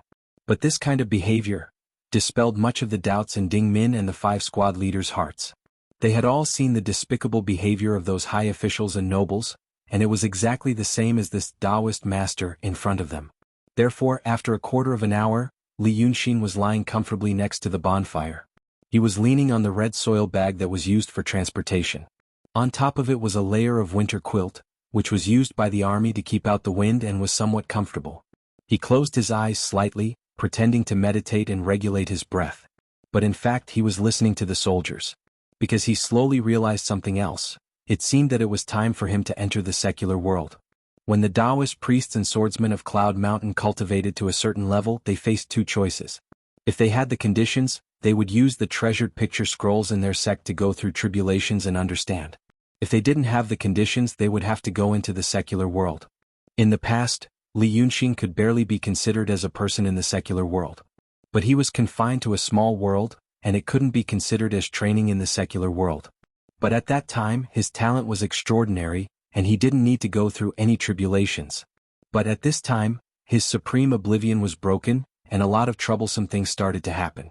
2 hours ago he ran away from Bai Yunxin on the cliff. If it was in the past, how could such a thing happen? There were no obvious signs of the arrival of emotions, desires and tribulations. Many people even fell deep into the tribulations and didn't know it until the last moment. Hesitation and confusion might just be a momentary loss of self-control, or it could be that your tribulations have come. Li Yunxin didn't have a teacher, so he didn't know how to go through tribulations and what they were. But in fact, even the cultivators in Cloud Mountain Shenmen who had teachers, at the level of the true state, who could say that they had full confidence in guiding him in terms of the state of mind. Cultivation was not a safe thing to do. Therefore he spent a little effort to run to this group of soldiers. First he wanted to see what this red soil was. Second, he wanted to quietly sneak into Schwammen's camp to observe the environment. Third, he just wanted to get along with more people. To get along with these ordinary, lowly mortals who had sadness and joy. With his current state, he was different from the past. Therefore, he could hear the conversation between Ding Min and Su Mao next to the bonfire in the distance. This Taoist doesn't look like a good person. Su Mao glanced at Li Yunxin worriedly, then quickly looked away. Did you see him kill someone? As he said this, the other 4 squad leaders echoed. None of them climbed up the ranks by relying on their background or power. If they really had a background or power, who would do this kind of job? They had all started out as foot soldiers, gaining experience, accumulating military merits and slowly being promoted. Therefore they understood very well the look in a person's eyes when he killed someone. But they couldn't understand the look in this Taoist's eyes when he killed. There was no fluctuation at all, as if he was killing a scarecrow. This made them feel cold from the bottom of their hearts. Ding Min frowned and thought for a while, then shook her head. He didn't kill people. He was a demon. Besides, have you seen a Taoist? He looked at the 5 squad leaders. Not those wild Taoists who walk the streets, but Taoist priests stationed in the city. Or have you seen a great painter? Think about it, what do those people look like? He paused. Do they look the same as this Taoist? Their faces look like they're asking for a beating. He lowered his voice when he said the last sentence, but it caused the 5 squad leaders to chuckle after a momentary pause. Therefore the atmosphere eased up a little. Ding Min continued, I've seen him once. That time I went to the capital with AI Deputy Commander Lu. I caught a glimpse of a Taoist priest from the Taoist sect in the distance. His expression and behavior were similar to this one. Those people can't be treated as humans. Since he saved us, he must be a Taoist priest. He also mentioned the names of General Shui and Zhichongjun, as well as the name of Great General Li's young marquis. I think there's no mistake in his identity. This kind of person usually doesn't have much interaction with us and doesn't care about us at all. This kind of behavior can't be more normal. Ding Min sighed again. It was difficult for us to deal with that demon, and he killed it with one slap. Since our brothers know about the demon, they must be afraid. We don't know what else we'll encounter in the next few days. In my opinion, we should endure him for a few days and coax him to travel with us. Once we leave the mountains and see the army, he'll naturally leave and we'll be able to preserve our lives. With his ability, if he really wanted to harm us, why would he need to go through so much trouble? Ding Min's words were reasonable, and slowly dispelled the last shred of doubt in the 5 squad leaders' hearts. Compared to them, Ding Min could be considered someone who had seen much of the world. He had accompanied Deputy Commander Lu to the capital. Since he said this, the matter was probably as he had said. Only then did they disperse and pacify the soldiers.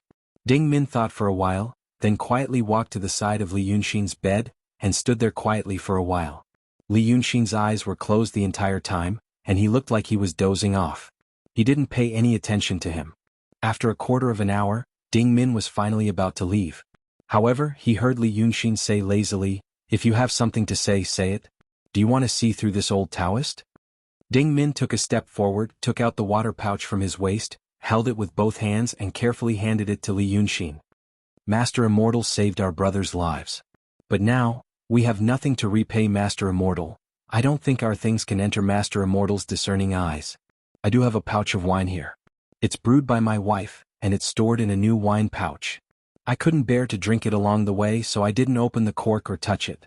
If Master Immortal is thirsty and doesn't mind. After saying this, Li Yunxin ignored him. He left him alone for another half an incense stick's time, then opened one of his eyes, glanced at him and yawned. At least you're filial. He snorted, then sat up. He frowned slightly and looked at the wine pouch in Ding Min's hands. Although it was new according to the noble's standards, the craftsmanship was very rough. He looked at it for a while, then used 2 fingers to pull the cork open.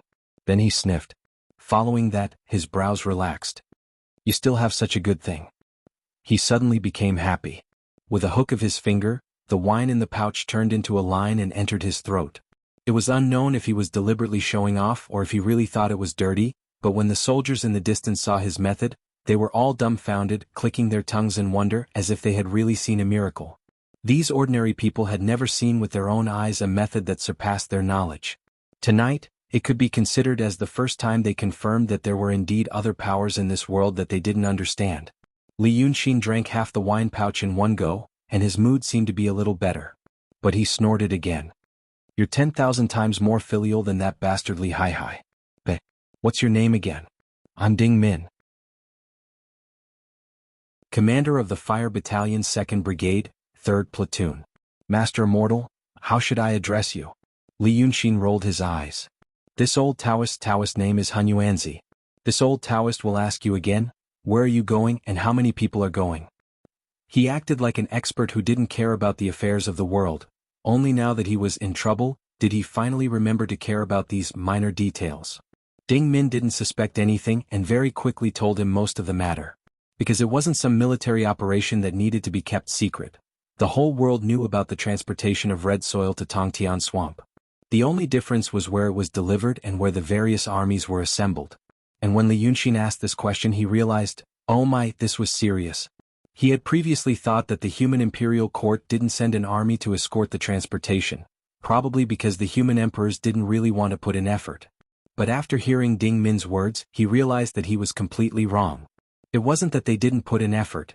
According to what he said, these days, there were already many small troops like them passing through this endless mountain range. In 10 days, there were already nearly 30,000 troops passing through.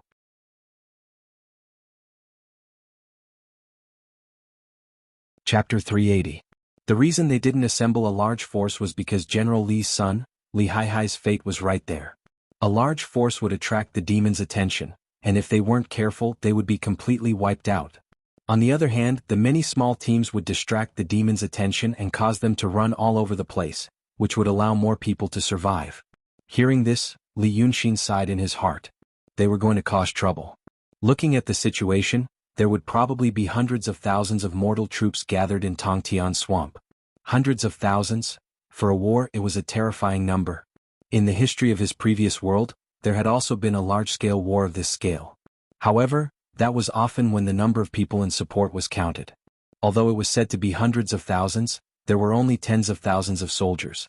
But now, the Qin kingdom had sent more than 30,000 soldiers. These professional soldiers could almost start a war to destroy a small country like the Yu kingdom. Adding on the armies of the other countries, there would be another big problem. What were they going to eat and drink? Since they had to cross mountains to transport things, they wouldn't bring much rations. It would probably only be enough for them to walk to Tongtian Swamp. In this era, the transportation ability was low. A large city didn't even have a population of 1 million. To support an army of hundreds of thousands, it might need millions of people in support. The amount of food and drink every day was shocking. A medium-sized country like the Yi kingdom probably couldn't bear such a burden. At most it could last for 10 days. But looking at it, it would be more than 10 days before Yunshan landed in Tongtian Swamp. Once it came to that, the army would be short of food and clothing and morale would be shaken. Moreover, the allied armies of the various countries were not united. Perhaps they would become a burden instead of a fighting force. Daotong and Kenzo, what would they do? Li Yunxin suddenly thought of the city of Weiqing. In the city of Weiqing, Yun Zi killed tens of thousands of people to form a formation. After that, the people of the Langya Grotto Heaven destroyed an entire city to form a formation. The people of the Xianmen were also not good people, unless they, for some reason this thought made Li Yunxin feel very uncomfortable. Burning down the city of Weiqing was a small matter. Could always be covered up. He could even blame it on the demons. However, if these hundreds of thousands of soldiers were used to form a formation in Yi country, this world would no longer belong to Daotong or Kenzo. The imperial court in the secular world would become enemies with them. At that time, when the mortal kingdoms and the mystical sects attacked, would the cultivators kill them or not? After killing people, the celestial beings told them to shepherd the people. With such a thing happening, the celestial society would probably be enraged once again. Wasn't it said that the last time he angered the heavens, there was no immortal decree for 1,000 years, almost causing the inheritance of the celestial sect of wonders to be severed? However, Li Yunxin was not very clear about what kind of existence the so-called celestial being was and how powerful they were. He still needed to know more. In fact, he had already formed a faint conjecture in his heart. Therefore, after talking with Ding Min for a while, he sent him away impatiently. Ding Min naturally wanted to ask about his background in detail, but Li Yunxin glared at him and raised his eyebrows. How could he dare to ask? He was a hot-blooded soldier, but there was no need for him to use it on Li Yunxin. The night passed reluctantly. Originally, the soldiers first saw the old monster, and then saw the means of the Taoist priest Hunyuan Zi, so it was difficult for them to calm down. However, after going through a fierce battle, they were also very tired. In the end, after burying the bodies of the 4 dead comrades, they fell into a deep sleep. Su Mao, on the other hand, pretended to sleep in the middle of the night, only staring at Li Yunxin's every move. However, Li Yunxin was meditating. The concentration of a cultivator was not comparable to that of a mortal. He sat there for the whole night without moving an inch. When the sun was about to rise, Su Mao also fell asleep. Then the morning fog gradually dissipated, birds chirped, and rays of sunlight shone through the gaps between the branches and leaves. A new day had arrived. After a little rest, the small team set off again. The noble Taoist priest naturally could not walk, so he rode a pack horse. This pack horse had short legs, so it walked much more steadily than a military horse. Su Mao was the vanguard, the other squad leaders brought up the rear, and Ding Min and Li Yunxin walked in the middle of the team. However, today's march was not as easy as the previous few days.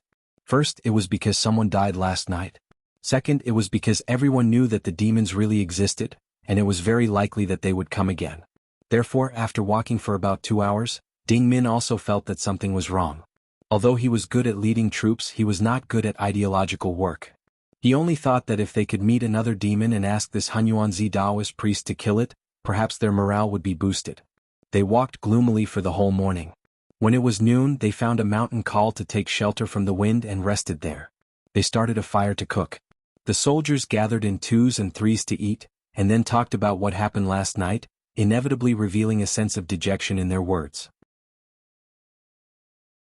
Occasionally, wild beasts passed through the forest, making noises. There were also people who grabbed their weapons in a panic to be on guard. Ding Min sighed. She broke the biscuit in her hand and frowned. If this continues, we won't last more than a few days. We haven't even walked out of this mountain, and the people's morale is already gone. If we encounter something else, I'm afraid that even if we fought before, we won't be able to fight now. Su Mao was silent at the side. He only stared at the dejected soldiers. After watching for a while and hearing them describe the demons as more and more terrifying, he suddenly frowned and shouted loudly, "What are you afraid of?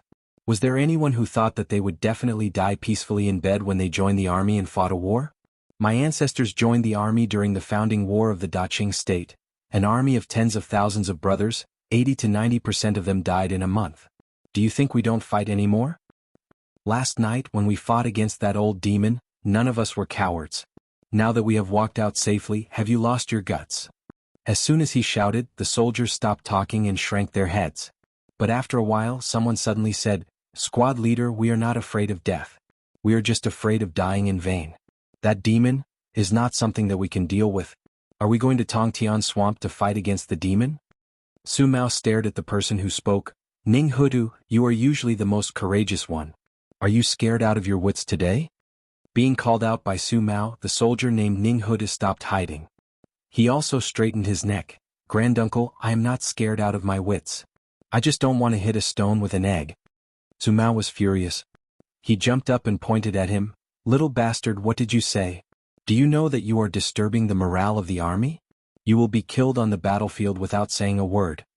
Ding Min's side stood up and pulled him back. "Okay. It is not a battlefield now." Seeing that his young granduncle was angry, Ning Huda sat down embarrassedly, but the others looked even more depressed. Someone even talked about the state of Yu. It is said that the state of Yu is now occupied by demons. Even the emperor of the state of Yu has to listen to the demons. Those demons even eat the officials. This was a half-truth, but the problem was that few of the more than 40 soldiers knew the situation of the state of Yu. It was not convenient to travel in this era, and there were not many channels of information. Moreover, the two countries were separated by a long range of mountains. For a moment, the small camp was gloomy and gloomy. It seemed that even the bonfire could not drive away the chill of autumn. But suddenly he heard someone laughing. "A bunch of idiots." Li Yunxin sat on a bag of red soil covered with a quilt. He pinched a handful of red soil in his hand and sneered, "Don't you know that mortals also have magical powers? Don't you know that all of you are now practicing this magical power?" The mysterious but bad-tempered Taoist master was originally sitting far away from the group of dirty soldiers, enjoying scones and wine alone. Now that he suddenly said such a thing, everyone was stunned for a moment. If ordinary people said this, they would definitely be pressed to the ground and beaten up by these soldiers. But when Li Yunxin said this, no one responded. They had all seen his methods. Perhaps they were unwilling, but they knew that he was a real master. Although the words of a master were unpleasant to hear, they should be reasonable, right? After a moment of awkward silence, someone suddenly said loudly, "What is the magical power that Taoist master is talking about? Why don't we know about it?" Everyone looked at the person who spoke. It turned out to be the soft-skinned Yen heir. They did not know what was wrong with this kid. At this moment he actually became bold, and his tone was somewhat unconvinced. But in fact, Su Mao knew that among the 4 scouts who died last night, one of them was Yen heir's best friend. Thus he was depressed the whole day. Now that he heard Li Yunxin's sarcastic words, he could not control his temper. But this Taoist master might be in a good mood today, or perhaps he wanted to show off, so he did not get angry. Instead, he lazily leaned against the red soil bag and narrowed his eyes at them. TSK. Let me ask you, an ordinary village brute would find it difficult to fight a vicious wolf and might even lose his life. But how did you kill over a dozen fierce beasts last night? If this brute later joined the army and became some kind of captain? When he said this, he raised his hand and pointed at Ding Min.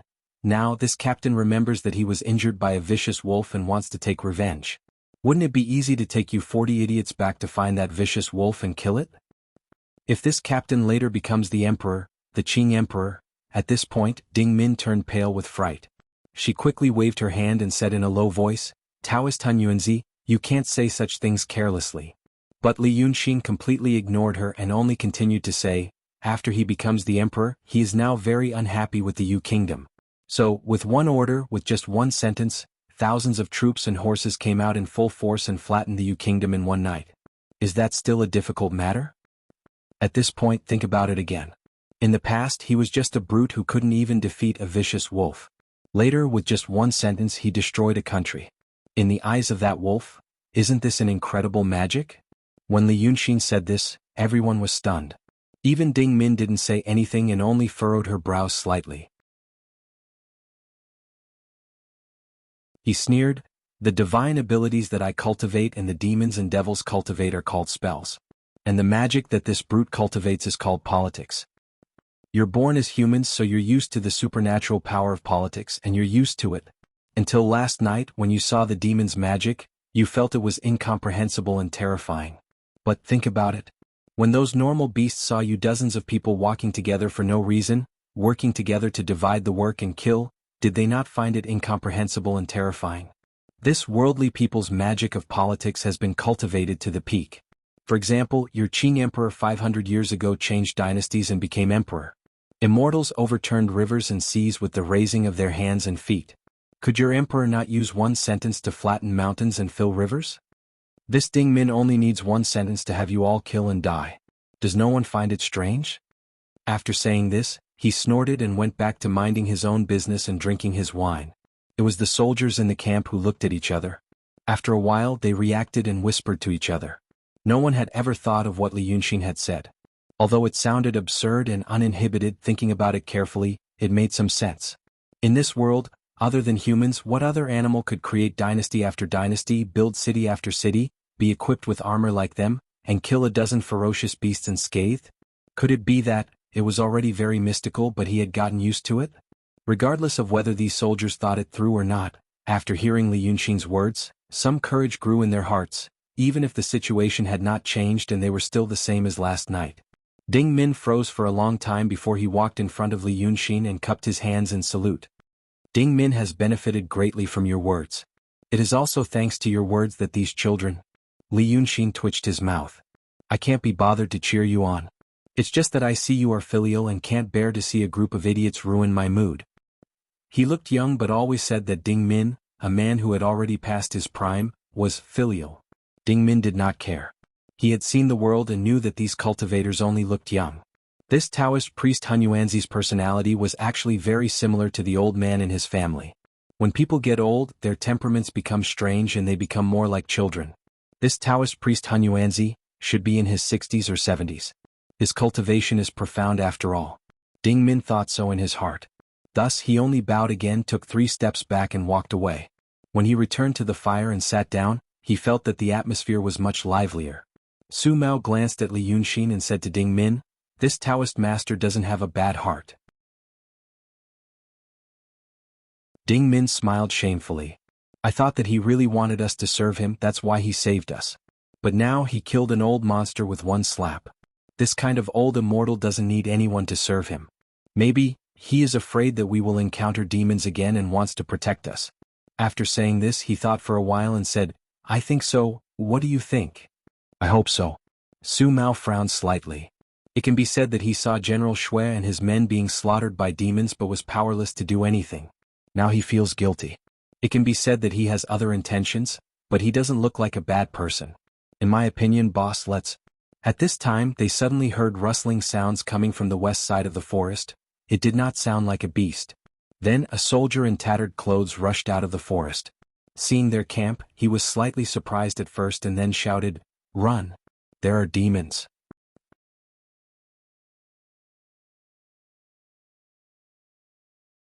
Chapter 381. If this soldier had appeared earlier before Li Yunxin had said those words, perhaps one word would have caused chaos in the camp. But at this moment, Li Yunxin's words were still ringing in their ears. Seeing him like this and hearing his words, the soldiers did not panic. Instead, everyone first looked at Taoist Han Yuanzi, and then at his team leader. But the deserter had no intention of arguing with them. The shout was probably a subconscious reaction. Seeing that they were indifferent, he ignored them and jumped down the hill, about to pass through their camp. At that time they could see his appearance clearly. Based on the style of his armor, he did not seem to be a soldier of the Qin kingdom. There were blood stains on his shoulders and legs, which did not look like his own. He held a short knife in his hand, but the knife was clean. It was obvious that he had turned and fled when he saw that the situation was not good. Thus, it was fine that he did not have a weapon. But since he had a knife, how could they let him pass through the camp with a weapon? If a soldier from another country had rushed over like this, they would have shot him on the spot without saying anything. But because they had seen demons before, Ding Min only shouted in a low voice, "Take him down." Taking him down was easy. He was already staggering when he ran. A soldier stretched out his leg and tripped, immediately falling flat on his face. When he tried to get up again, two big men had already pressed down on him and held him down. This guy was probably really scared. He immediately struggled with all his might, shouting, "There's a demon. Can't you hear me? If you don't want to live, let me go." Watch. As he shouted, he struggled with all his might. The two people actually could not hold him down. Su Mao immediately got up and walked to his side. He bent down and gave him 4 slaps. Slap, slap, slap, slap. He immediately became dizzy and did not shout anymore. Then he looked at him sternly. "Where are you from? What demon did you meet? Where are you? Where are your people?" But the soldier was stunned for a moment. He could only stare at him, unable to speak. Ding Min also stood up and slightly frowned. From his accent, he should be from the Yi kingdom. Then she turned her head and looked around. Suddenly, her expression changed. "Get up." Footsteps could be heard in the forest. It sounded like there were a lot of people, but it was not chaotic. Rustling sounds could be heard as they passed through the forest with withered leaves. For a moment, it was impossible to tell how many people there were. 4 scouts had died last night, and they only stopped for a short rest at noon, so they did not send out any scouts. After hearing Ding Min's words, everyone picked up their armors and weapons. Just as they stood up, they suddenly saw a flash of cold light in the forest. It should be the sunlight reflected off the bright ironware. In the next moment, with a swoosh, an arrow pierced through the air, pierced through the gap between the 2 soldiers who were pressing down on the soldier from Yi country, and nailed him to the ground. This arrow was different from the arrows used by the Qing soldiers. The shaft was thicker and longer, and the tail feathers were black. At this moment, the 2 men who were holding down the soldier were dumbfounded. They saw that half of the arrow had sunk into the ground, and the tail was buzzing and trembling incessantly. This arrow was sharp and ruthless. It hit the soldier right in the middle of his back, immediately killing him. Earlier, this soldier had rushed into the camp in a panic, which was already a great taboo in marching. Now the person who fired the arrow had killed the captive in their camp with 1 arrow. It was practically a declaration of war without saying anything else. Seeing that it was the method of mortals and not some evil magic, these Qing soldiers were not very afraid. A few squad leaders gave the order, and the 40 or so people immediately formed a formation. The archers under Su Mao's command did not say anything. They drew their bows and shot a round of arrows into the forest. This round was not to hurt people, but to suppress the momentum of the newcomers. As expected, they immediately heard someone shout in the forest. "How dare you shoot? How dare you? Where are you from?" Hearing this accent, Ding Min and Su Mao looked at each other and said in a low voice, "People from Li." Li was the largest country in the world, and it was separated from Qin by a narrow and long Yi country. But this did not mean that the 2 sides did not border each other. The territory of the Li kingdom stretched out to the south from the east, bordering both the Yi kingdom and the Qin kingdom. It was like a knife stuck into the bodies of both countries. Ding Min had been guarding the border before, and she had been guarding that border. The Li military was strong, and there were usually no large-scale wars between the countries, so the soldiers often caused trouble. Occasionally causing trouble at the border was something that the generals tacitly agreed to. Because there was no war in the world, soldiers had to be trained. Soldiers could not always be trained to fight bandits. In the eyes of the regular army, bandits were no different from newly captured able-bodied men. Thus, there were occasional small conflicts at the border, and they were some kind of practice that both sides agreed on. Ding Min knew that because the Li kingdom was in the north, The people of the Li were taller and thicker than the people of Yi and Qin. They were also rude and unreasonable. This could be seen from the arrows they used. The shafts of the arrows were all longer and thicker than those of the Qing army. The position they were in was actually not very far from the border of the Li kingdom. So, it was not strange for the soldiers of the Li kingdom to appear here. Just now, it was indeed their arrogant and unreasonable style. But, why did they kill the soldiers of Yi country? Ding Min raised her hand and told the archers to stop shooting. Then she said in a loud voice, "This is under the banner of the fire battalion of the Daqing State's Zheqiang army. Which Li side is in the forest?" There was no immediate response. After about 10 breaths of time, a figure slowly appeared in the forest. From a glance there were a lot of people. There were nearly 100 of them. These people stood on the hill with the sun behind them looking down from above. They wore black armor and leather helmets. However, the leather helmets were pressed very low, and the contours of their faces were sharp and angular. Thus they appeared to have a stern and cold aura. There were about 20 archers with bows drawn and arrows aimed at them. There were also about 40 heavily armored soldiers. Ding Min recognized the attire of the Li army's heavily armored cavalry. However, they were in the forest right now, so they had probably abandoned their horses and walked. The rest were sword and shield bearers and long spear bearers. There was not much difference in the configuration of the Qing army. However, these people looked at them coldly and did not speak. They were also larger than the Qing army. In this autumn afternoon, they formed a pressure that made it difficult for one to breathe. This stalemate continued for another 15 minutes. Only then did a sturdy man wearing full armor walk to the front of the forest. His chin was shaved black. He first glanced at Li Yunxin and then at Ding Min. In a loud voice he said, "You are very daring. You dare to shoot arrows at the Li army. The fire battalion of the Zheqiang army? Ah." Speaking to this point he laughed loudly. Does anyone still have the face to mention this name? Thousands of people being wiped out in one wave in Redstone Gorge is already the joke of the various armies. You southern barbarians can't fight, but you're good at sending yourself to death. After he said this, the Qing army immediately became angry. Ding Min raised his hand again and did not allow them to speak. He only said with a stern face, "I am Captain Ding Min. Which dudu are you?" The military system of the Li army was different from that of the Qing army. 100 people formed a capital with a dutu. Looking at their numbers, it should be the military strength of a capital. Yan Er said angrily from within the formation, "Leader, what are these bastards saying? Let me teach them a lesson."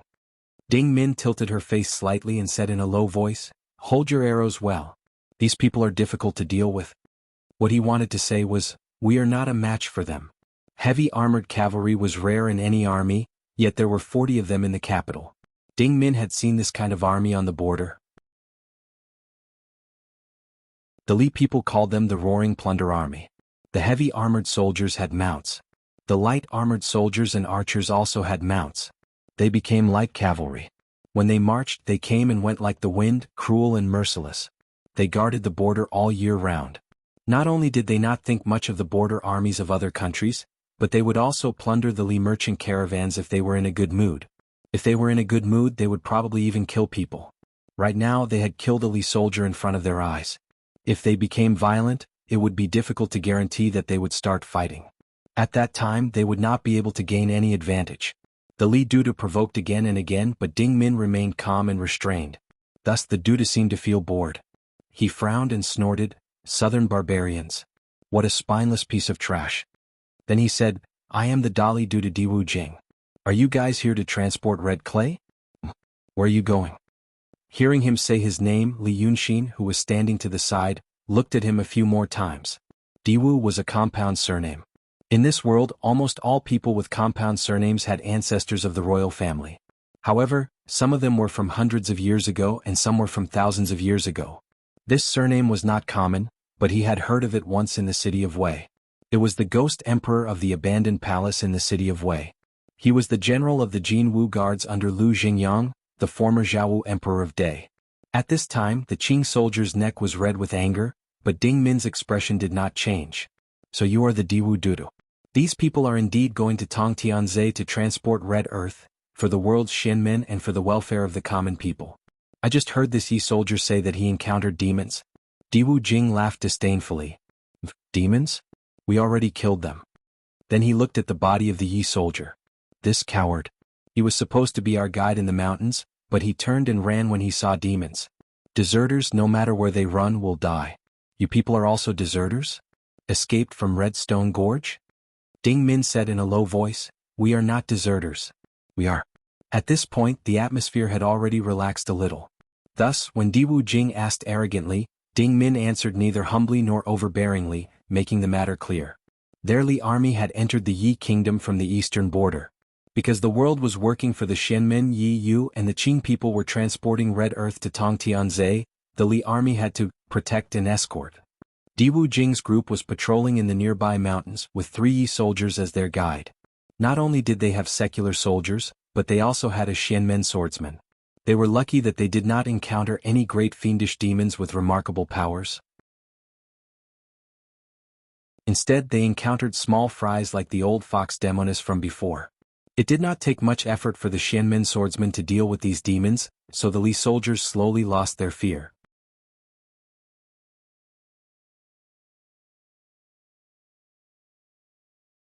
Chapter 382. Just now, the sword cultivator did encounter a slightly more troublesome one. He claimed to be the chief of mountain patrol, Zhuanfeng, who was appointed by the great general of Yujun under the lord of Tongtian. It took the sword cultivator a lot of effort to kill him. When the 3 Yi soldiers saw the magical power of the demon, they were scared out of their wits. They felt that they couldn't win, so they turned and ran here.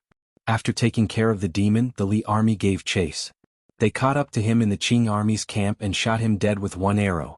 After explaining all of this, another person walked out from the Li army. This person's appearance was not extraordinary. In fact, it should be said that he was extremely ugly. He had a protruding mouth and monkey cheeks. A few thin strands of beard grew from the side of his lips, but it was yellow. His body was also short. He was shrunk into a green Taoist robe. He looked like a temple attendant who did odd jobs in a Taoist temple in the countryside. However, these arrogant Li soldiers seemed to be extremely respectful towards him. They had originally looked at the Qing army with disdain. When he walked out, these tall soldiers lowered their eyes and automatically made a path for him. This was probably the swordsman Kong Tongzi who had killed countless demons and had magical powers that Diwu Jing spoke of. This swordsman walked to Diwu Jing's side and swept his gaze down expressionlessly. He first saw Li Yunxing. He furrowed his brows slightly. His first impression was not good. This guy was very pretty. He didn't like him. Feeling slightly unhappy, the swordsman Kong Tongzi looked at the Qing soldiers again and said, "On the way here, did you see any demons?" Diwu Jing heard him ask this and immediately laughed. "Taoist priest, you have asked too much. If these southern barbarians saw demons, they would have long died. Would they still be standing here? I think." Kong Tongzi turned his head and glanced at him. This strong man, who was a full 2 heads taller than Kong Tongzi, immediately stopped talking. He bowed slightly and smiled embarrassedly. Good. I spoke too much again." Kong Tongzi turned his face again to look at Ding Min. Ding Min glanced at Li Yunxing. Seeing that Taoist Han Yuanzi was still leaning against the wall, ignoring them, he said, replying to Sendo, "I did encounter a demon." Diwu Jing was stunned by his words.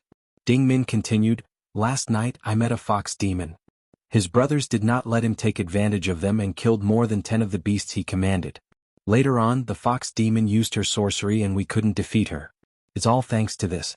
As he spoke, he cupped his hands towards Li Yunxin and said, "Taoist Han Yuanzi, we're safe because you killed the old fox." He did not say how Li Yunxin had killed the fox demon. Actually, he really wanted to say that, if he said that Taoist priest Han Yuanzi could kill the enemy effortlessly, he would be able to boost his prestige when facing the Li army. He could tell from Li Yunxin's accent that he was a Qing man to the core. However, he was, after all, a meticulous, experienced and prudent person. Thus, he felt that since these Sendo had different doors and all practiced Xianmen, then each of their methods would not be easily made public. It was just like how people on the Jianghu guarded their martial arts very strictly. He wasn't sure if he would accidentally reveal Taoist Han Yuanzi's secret once he spoke of his methods, so he could only casually say it. After saying all this, he looked at Li Yunxin and found that the Taoist did not show any displeasure. He secretly felt that he had guessed correctly. Hearing his words, Kong Tongzi thought for a moment. Without looking at Li Yunxin, he only said to Ding Min, "What happened last night? Tell me in detail. Tell me about the demon." Ding Min then recounted all of the old fox's actions. When he was about to get to the part where Li Yunxin killed the enemy and was hesitating about how to say it, Kong Tongzi waved his hand and said, "Forget it. Then he smiled and said, "So it's just a little demon that hasn't transformed into a human." After hearing Ding Min describe the old fox's methods, he knew its realm. This kind of demon, not to mention the people of Xianmen. Even some unorthodox Taoists with high cultivation and extraordinary talents would be able to subdue them. Thus, he didn't want Ding Min to talk about Han Yuanzi's magical powers. What kind of magical powers were needed to deal with this kind of little demon? For him, it was just a matter of summoning a flying sword in 2 or 3 moves. After laughing, he returned to his expressionless face and muttered to himself in a low voice, "General Honghua." He had been patrolling around the area with the E-Capital's Li army and killed many demons. Many of the little demons in the Xianmen realm were easily taken care of. Occasionally he would meet an emptiness realm, but it wasn't difficult. Until today he met a mountain patrol chief drilling wind. It was a yellow-furred lynx that was about to reach the peak of the emptiness realm. Thus it took a lot of effort. And these demons all said that they were under the command of the General Honghua. Kong Tongzi was a Kenzo cultivator. It wasn't his idea to come out with the Li army. In fact, there were many low-level cultivators like him. They were all in small teams of about 100 people, and each had their own area. They were, in fact, the scouts of the alliance of Xianmen and mortals. The demons were spying on the Xianmen, and the Xianmen were spying on them. These days he had gradually figured out the situation in the mountains. The most powerful demon in this vast area was probably this General Honghua. According to the description of the demon he killed, General Honghua's cultivation was not low. He should be in the transcendent state. His chances of winning against a transcendent state demon were very low, close to 0. Thus, he planned to go back and report everything, and ask the other martial brothers to make a decision. And it was said that General Honghua's superior was Yu Jun. He had heard of Yu Jun. He was a true state demon. He wouldn't be able to meet a demon king of this level.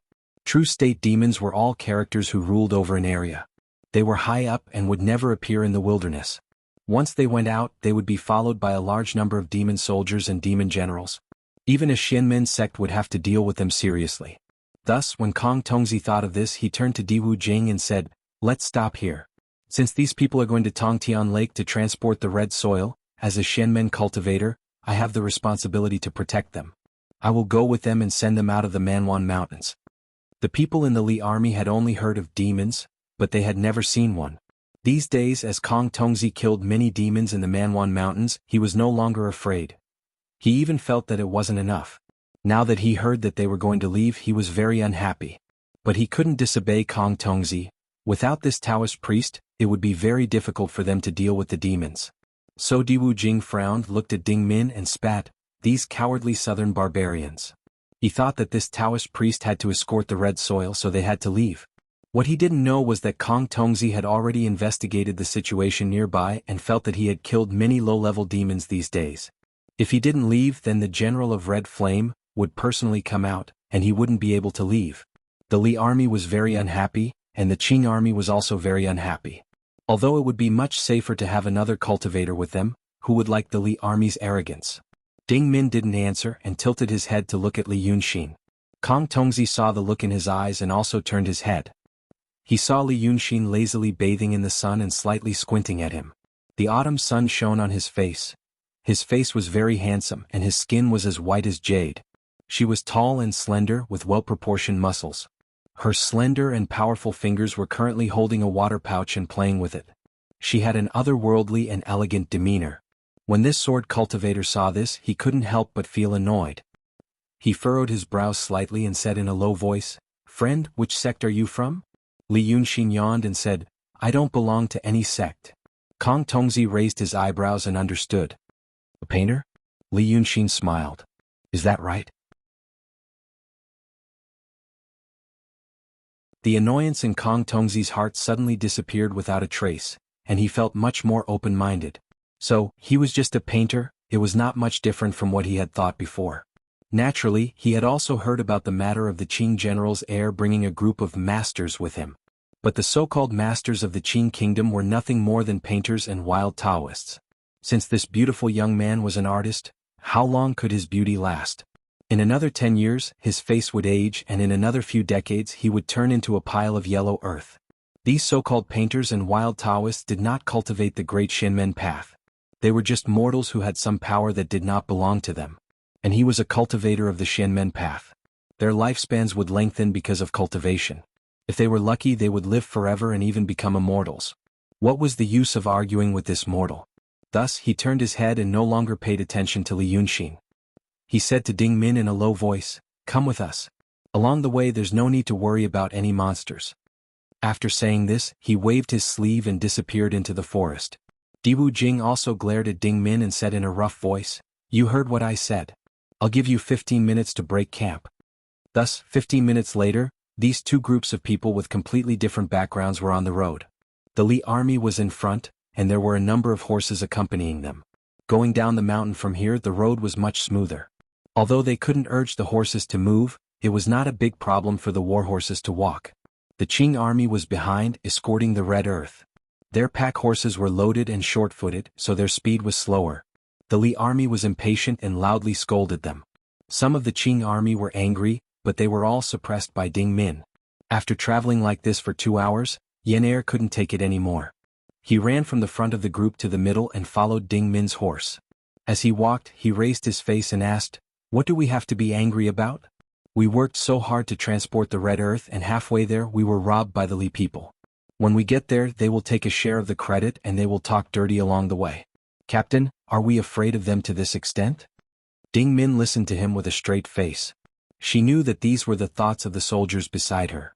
After thinking for a moment, she said in a low voice, "Yanzi, when you go to the border and see these Li people, you will understand.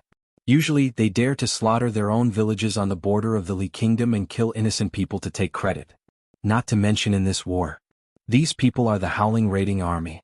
Rather than an army, they are more like armed bandits. If there is a real conflict, do you want your brothers to lose a few more lives in this endless mountain just because of a moment of anger?" Speaking to this point, he lowered his head and looked at Yan Er.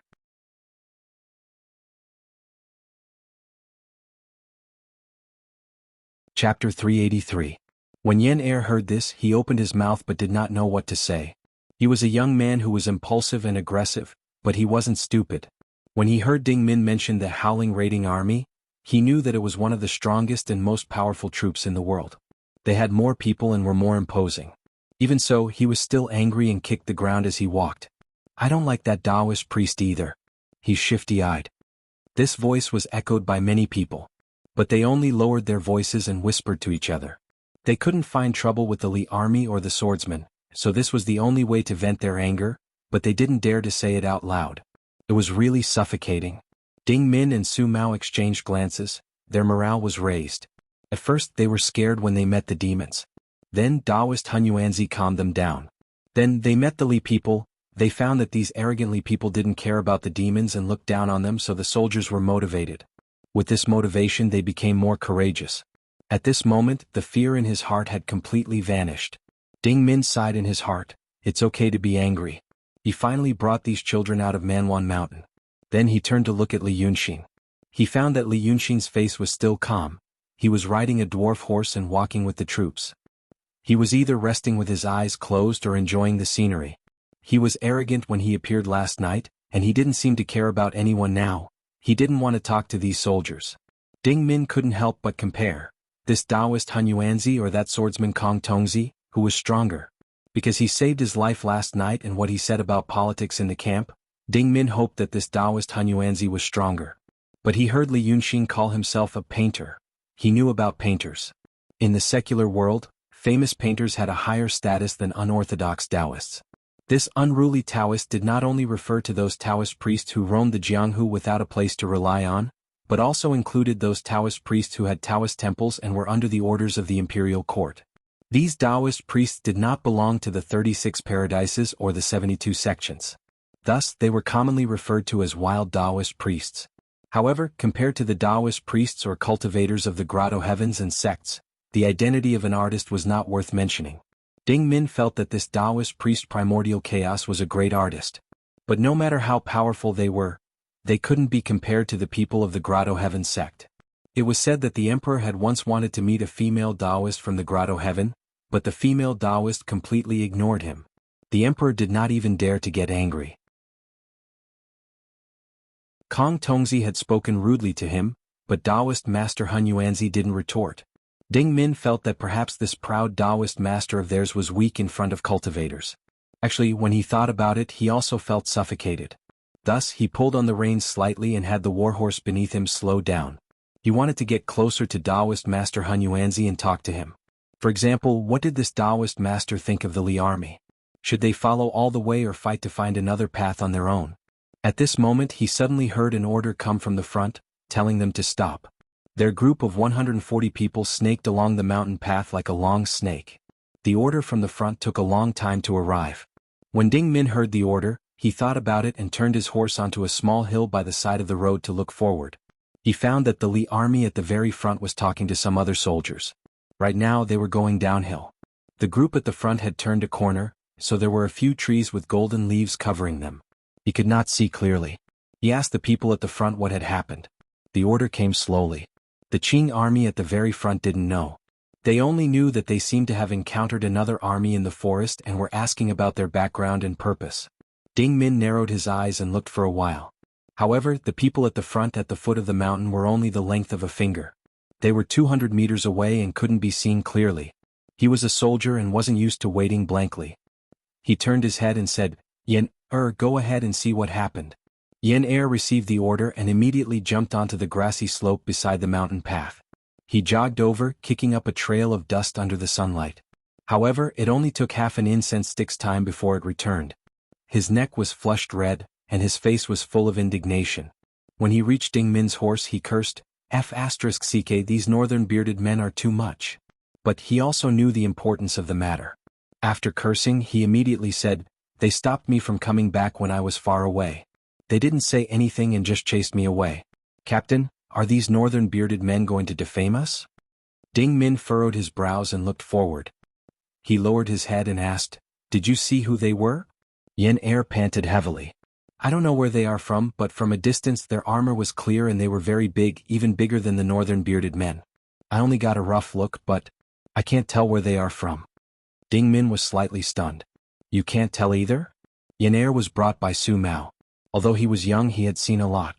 From the south to the north of the Qing kingdom, he had seen all kinds of military camps in the past 5 years. He was also trained as an elite scout, so he was very knowledgeable. But now that he said this, it meant that the army that appeared in front of them was completely unfamiliar to him. He couldn't even guess the possibility of who they were. In the mountains, there were people from the Qing kingdom, Yi kingdom, Yu kingdom, Li kingdom, Qin kingdom and Lai kingdom. Yen said he couldn't tell which army they were from. Ding Min looked at Su Mao. The two of them thought for a while. Ding Min said, "I'll go and take a look." He was an old soldier and naturally didn't like situations that were out of his control. The feeling of not knowing anything was the most worrisome thing. Su Mao nodded. "Yen, you go with him." At this moment Li Yunxin, who had been silent all the way, said, "Don't go if you don't want to die." His voice was still the same, lazy, slow and a little cynical, as if he was playing a game. Ding Min might have been unhappy with what he said last night. But now he said it and Ding Min was stunned. He suddenly turned his head. "Master Taoist, what do you mean?" Li Yunxin smiled. "Let's wait and see." Diwu Jing, the commandant of the Li Kingdom's roaring army, was a big man. He was tall and strong, had a bad temper, and was ready to curse when he opened his mouth. But he was actually very careful. If he wasn't careful, he wouldn't have been able to become a centurion. So when this army walked out of the forest he frowned. If it was the Qing kingdom's roaring army, Yi kingdom's army, or Yu kingdom's army, if he was in a good mood, he would first look at them coldly and then ask their officers to come out and talk to him. He was the commandant of the Li kingdom's roaring army. Even a commander in those armies had to talk to him politely, not to mention a squad leader or squad leader. But this group, he had never seen them before. Their vanguard turned around this small hill and suddenly ran into two big men standing straight in the middle of the road. They were all strong, with backs of tigers and waists of bears. They wore heavy horned helmets. The helmets were dark red, decorated with tall pheasant feathers and looked very gorgeous. They wore colorful armor, not leather armor but iron armor. Bright iron scales were embedded on the dark red thick skin, and colorful python leather belts were tied around their waists. They wore black boots with clouds on their feet. These two big men held heavy iron spears in their hands, blocking the road like door gods. They didn't panic when they saw the Li Kingdom's army. They only shouted in a low voice, Our general has ordered that anyone who passes through this place must dismount and wait for investigation. The gorgeous armor they wore seemed to be ceremonial armor. But Diwu Jing saw a lot of knife and axe marks on it, and also saw black blood stains between the gaps. This meant that the owner of the armor really wore it to fight. Seeing the gap on the heavy iron spear, he knew it must have been a very fierce battle. To be able to use this kind of heavy iron spear, it would not be a spearhead that looked like silver. His roaring army was famous in the world. Why didn't he know there was such a strong army? Which great general was it that was so arrogant as to show off his might and show off his ostentatiousness in the mountains? So he sent someone to ask. As a result, the two big men only said this one sentence and didn't say anything else. Diwu Jing was unhappy and was about to go forward himself. But he saw dozens of strong men wearing the same colorful armor coming out of the forest. He was so shocked that he stopped the horse. How could he not know? The armor on the big man was enough to exchange for the armor of all of them. Now these dozens of burly men were dressed like this. Could it be that the Grand Marshal of the armed forces had arrived? He was a soldier, so he knew his limits and restrained his temper. But Kong Tongzi was an outsider. He was already afraid of the demons in the mountains looking for trouble and was in a hurry to leave. Now he suddenly saw some idiot from some family putting on a show of power here. He had long become impatient. Squeezing his legs, he urged his horse forward. He raised his hand and pointed at the strong man in colorful armor and shouted, "Who is your general? Call him out to see me. Do you mortals think that you can block the arrival of my sword sect's Wu sword faction's Kong Tongzi?" At this time, someone reported from behind that a spy from the Qing army had come to ask what was going on. Speaking of the Qing army, Kong Tongzi thought of the handsome painter. So he didn't turn his head and only shouted, "Tell him to get back." Then he looked at the strong man. "Are you deaf?" At this time, the sound of a horn and the rumbling of drums suddenly rang out in the dense forest. Then the trees on the side of the road swayed. Countless birds flew up from the forest. It seemed that a large army had arrived. Hearing this formation, Diwu Jing was so anxious he was about to break out in a sweat. Although the howling lashing army was a strong army, they came and went like the wind. Now some unknown general had made such a ruckus. Did he not know that the thousands of people from the Qing kingdom had all been destroyed in Redstone Gorge? Then two groups of black-helmeted and black-armored knife and shield bearers surged out of the forest and formed a line in front of them. Then two rows of golden-helmeted and golden-armored double-axemen opened the way and formed a line behind them. Then, surrounded by many colorful armored soldiers, a general wearing a bright red battle robe and riding a white horse slowly walked out of the forest. Diwu Jing, Kong Tongzi, and the people of the Li army all froze when they saw this general. Note. Silver like a wax spearhead, not a silver like wax spearhead. Yes, lead and tin alloy, not wax. Too many idioms and words have had to compromise with the public and change their original meaning to the wrong meaning because they have been misused on a large scale for a long time, and because of widespread misuse. For example, wind from an empty cave. It originally meant, the matter has a basis. Behind each idiom and word is a story that has been passed down for thousands of years. It is almost a microcosm of a certain period of history. Chinese is a language with a story and a life. I really don't want many years from now, when our descendants speak a word, to think about what the original wish was, what the meaning is now because it has been misused by others. So, within the limits of my ability, I will mark out the words that are easy to make mistakes. If I have used them incorrectly, I hope everyone can point them out. I am really a good writer. You're tuning in to the Han Li's Wuxia Chronicles YouTube channel. We're so grateful for your support, and don't forget to subscribe to join us on this incredible journey through captivating stories. Your generosity through donations truly makes a world of difference, as it's the primary source of revenue that allows me to expand and enhance this channel for you. Thank you from the bottom of my heart for being a part of this adventure.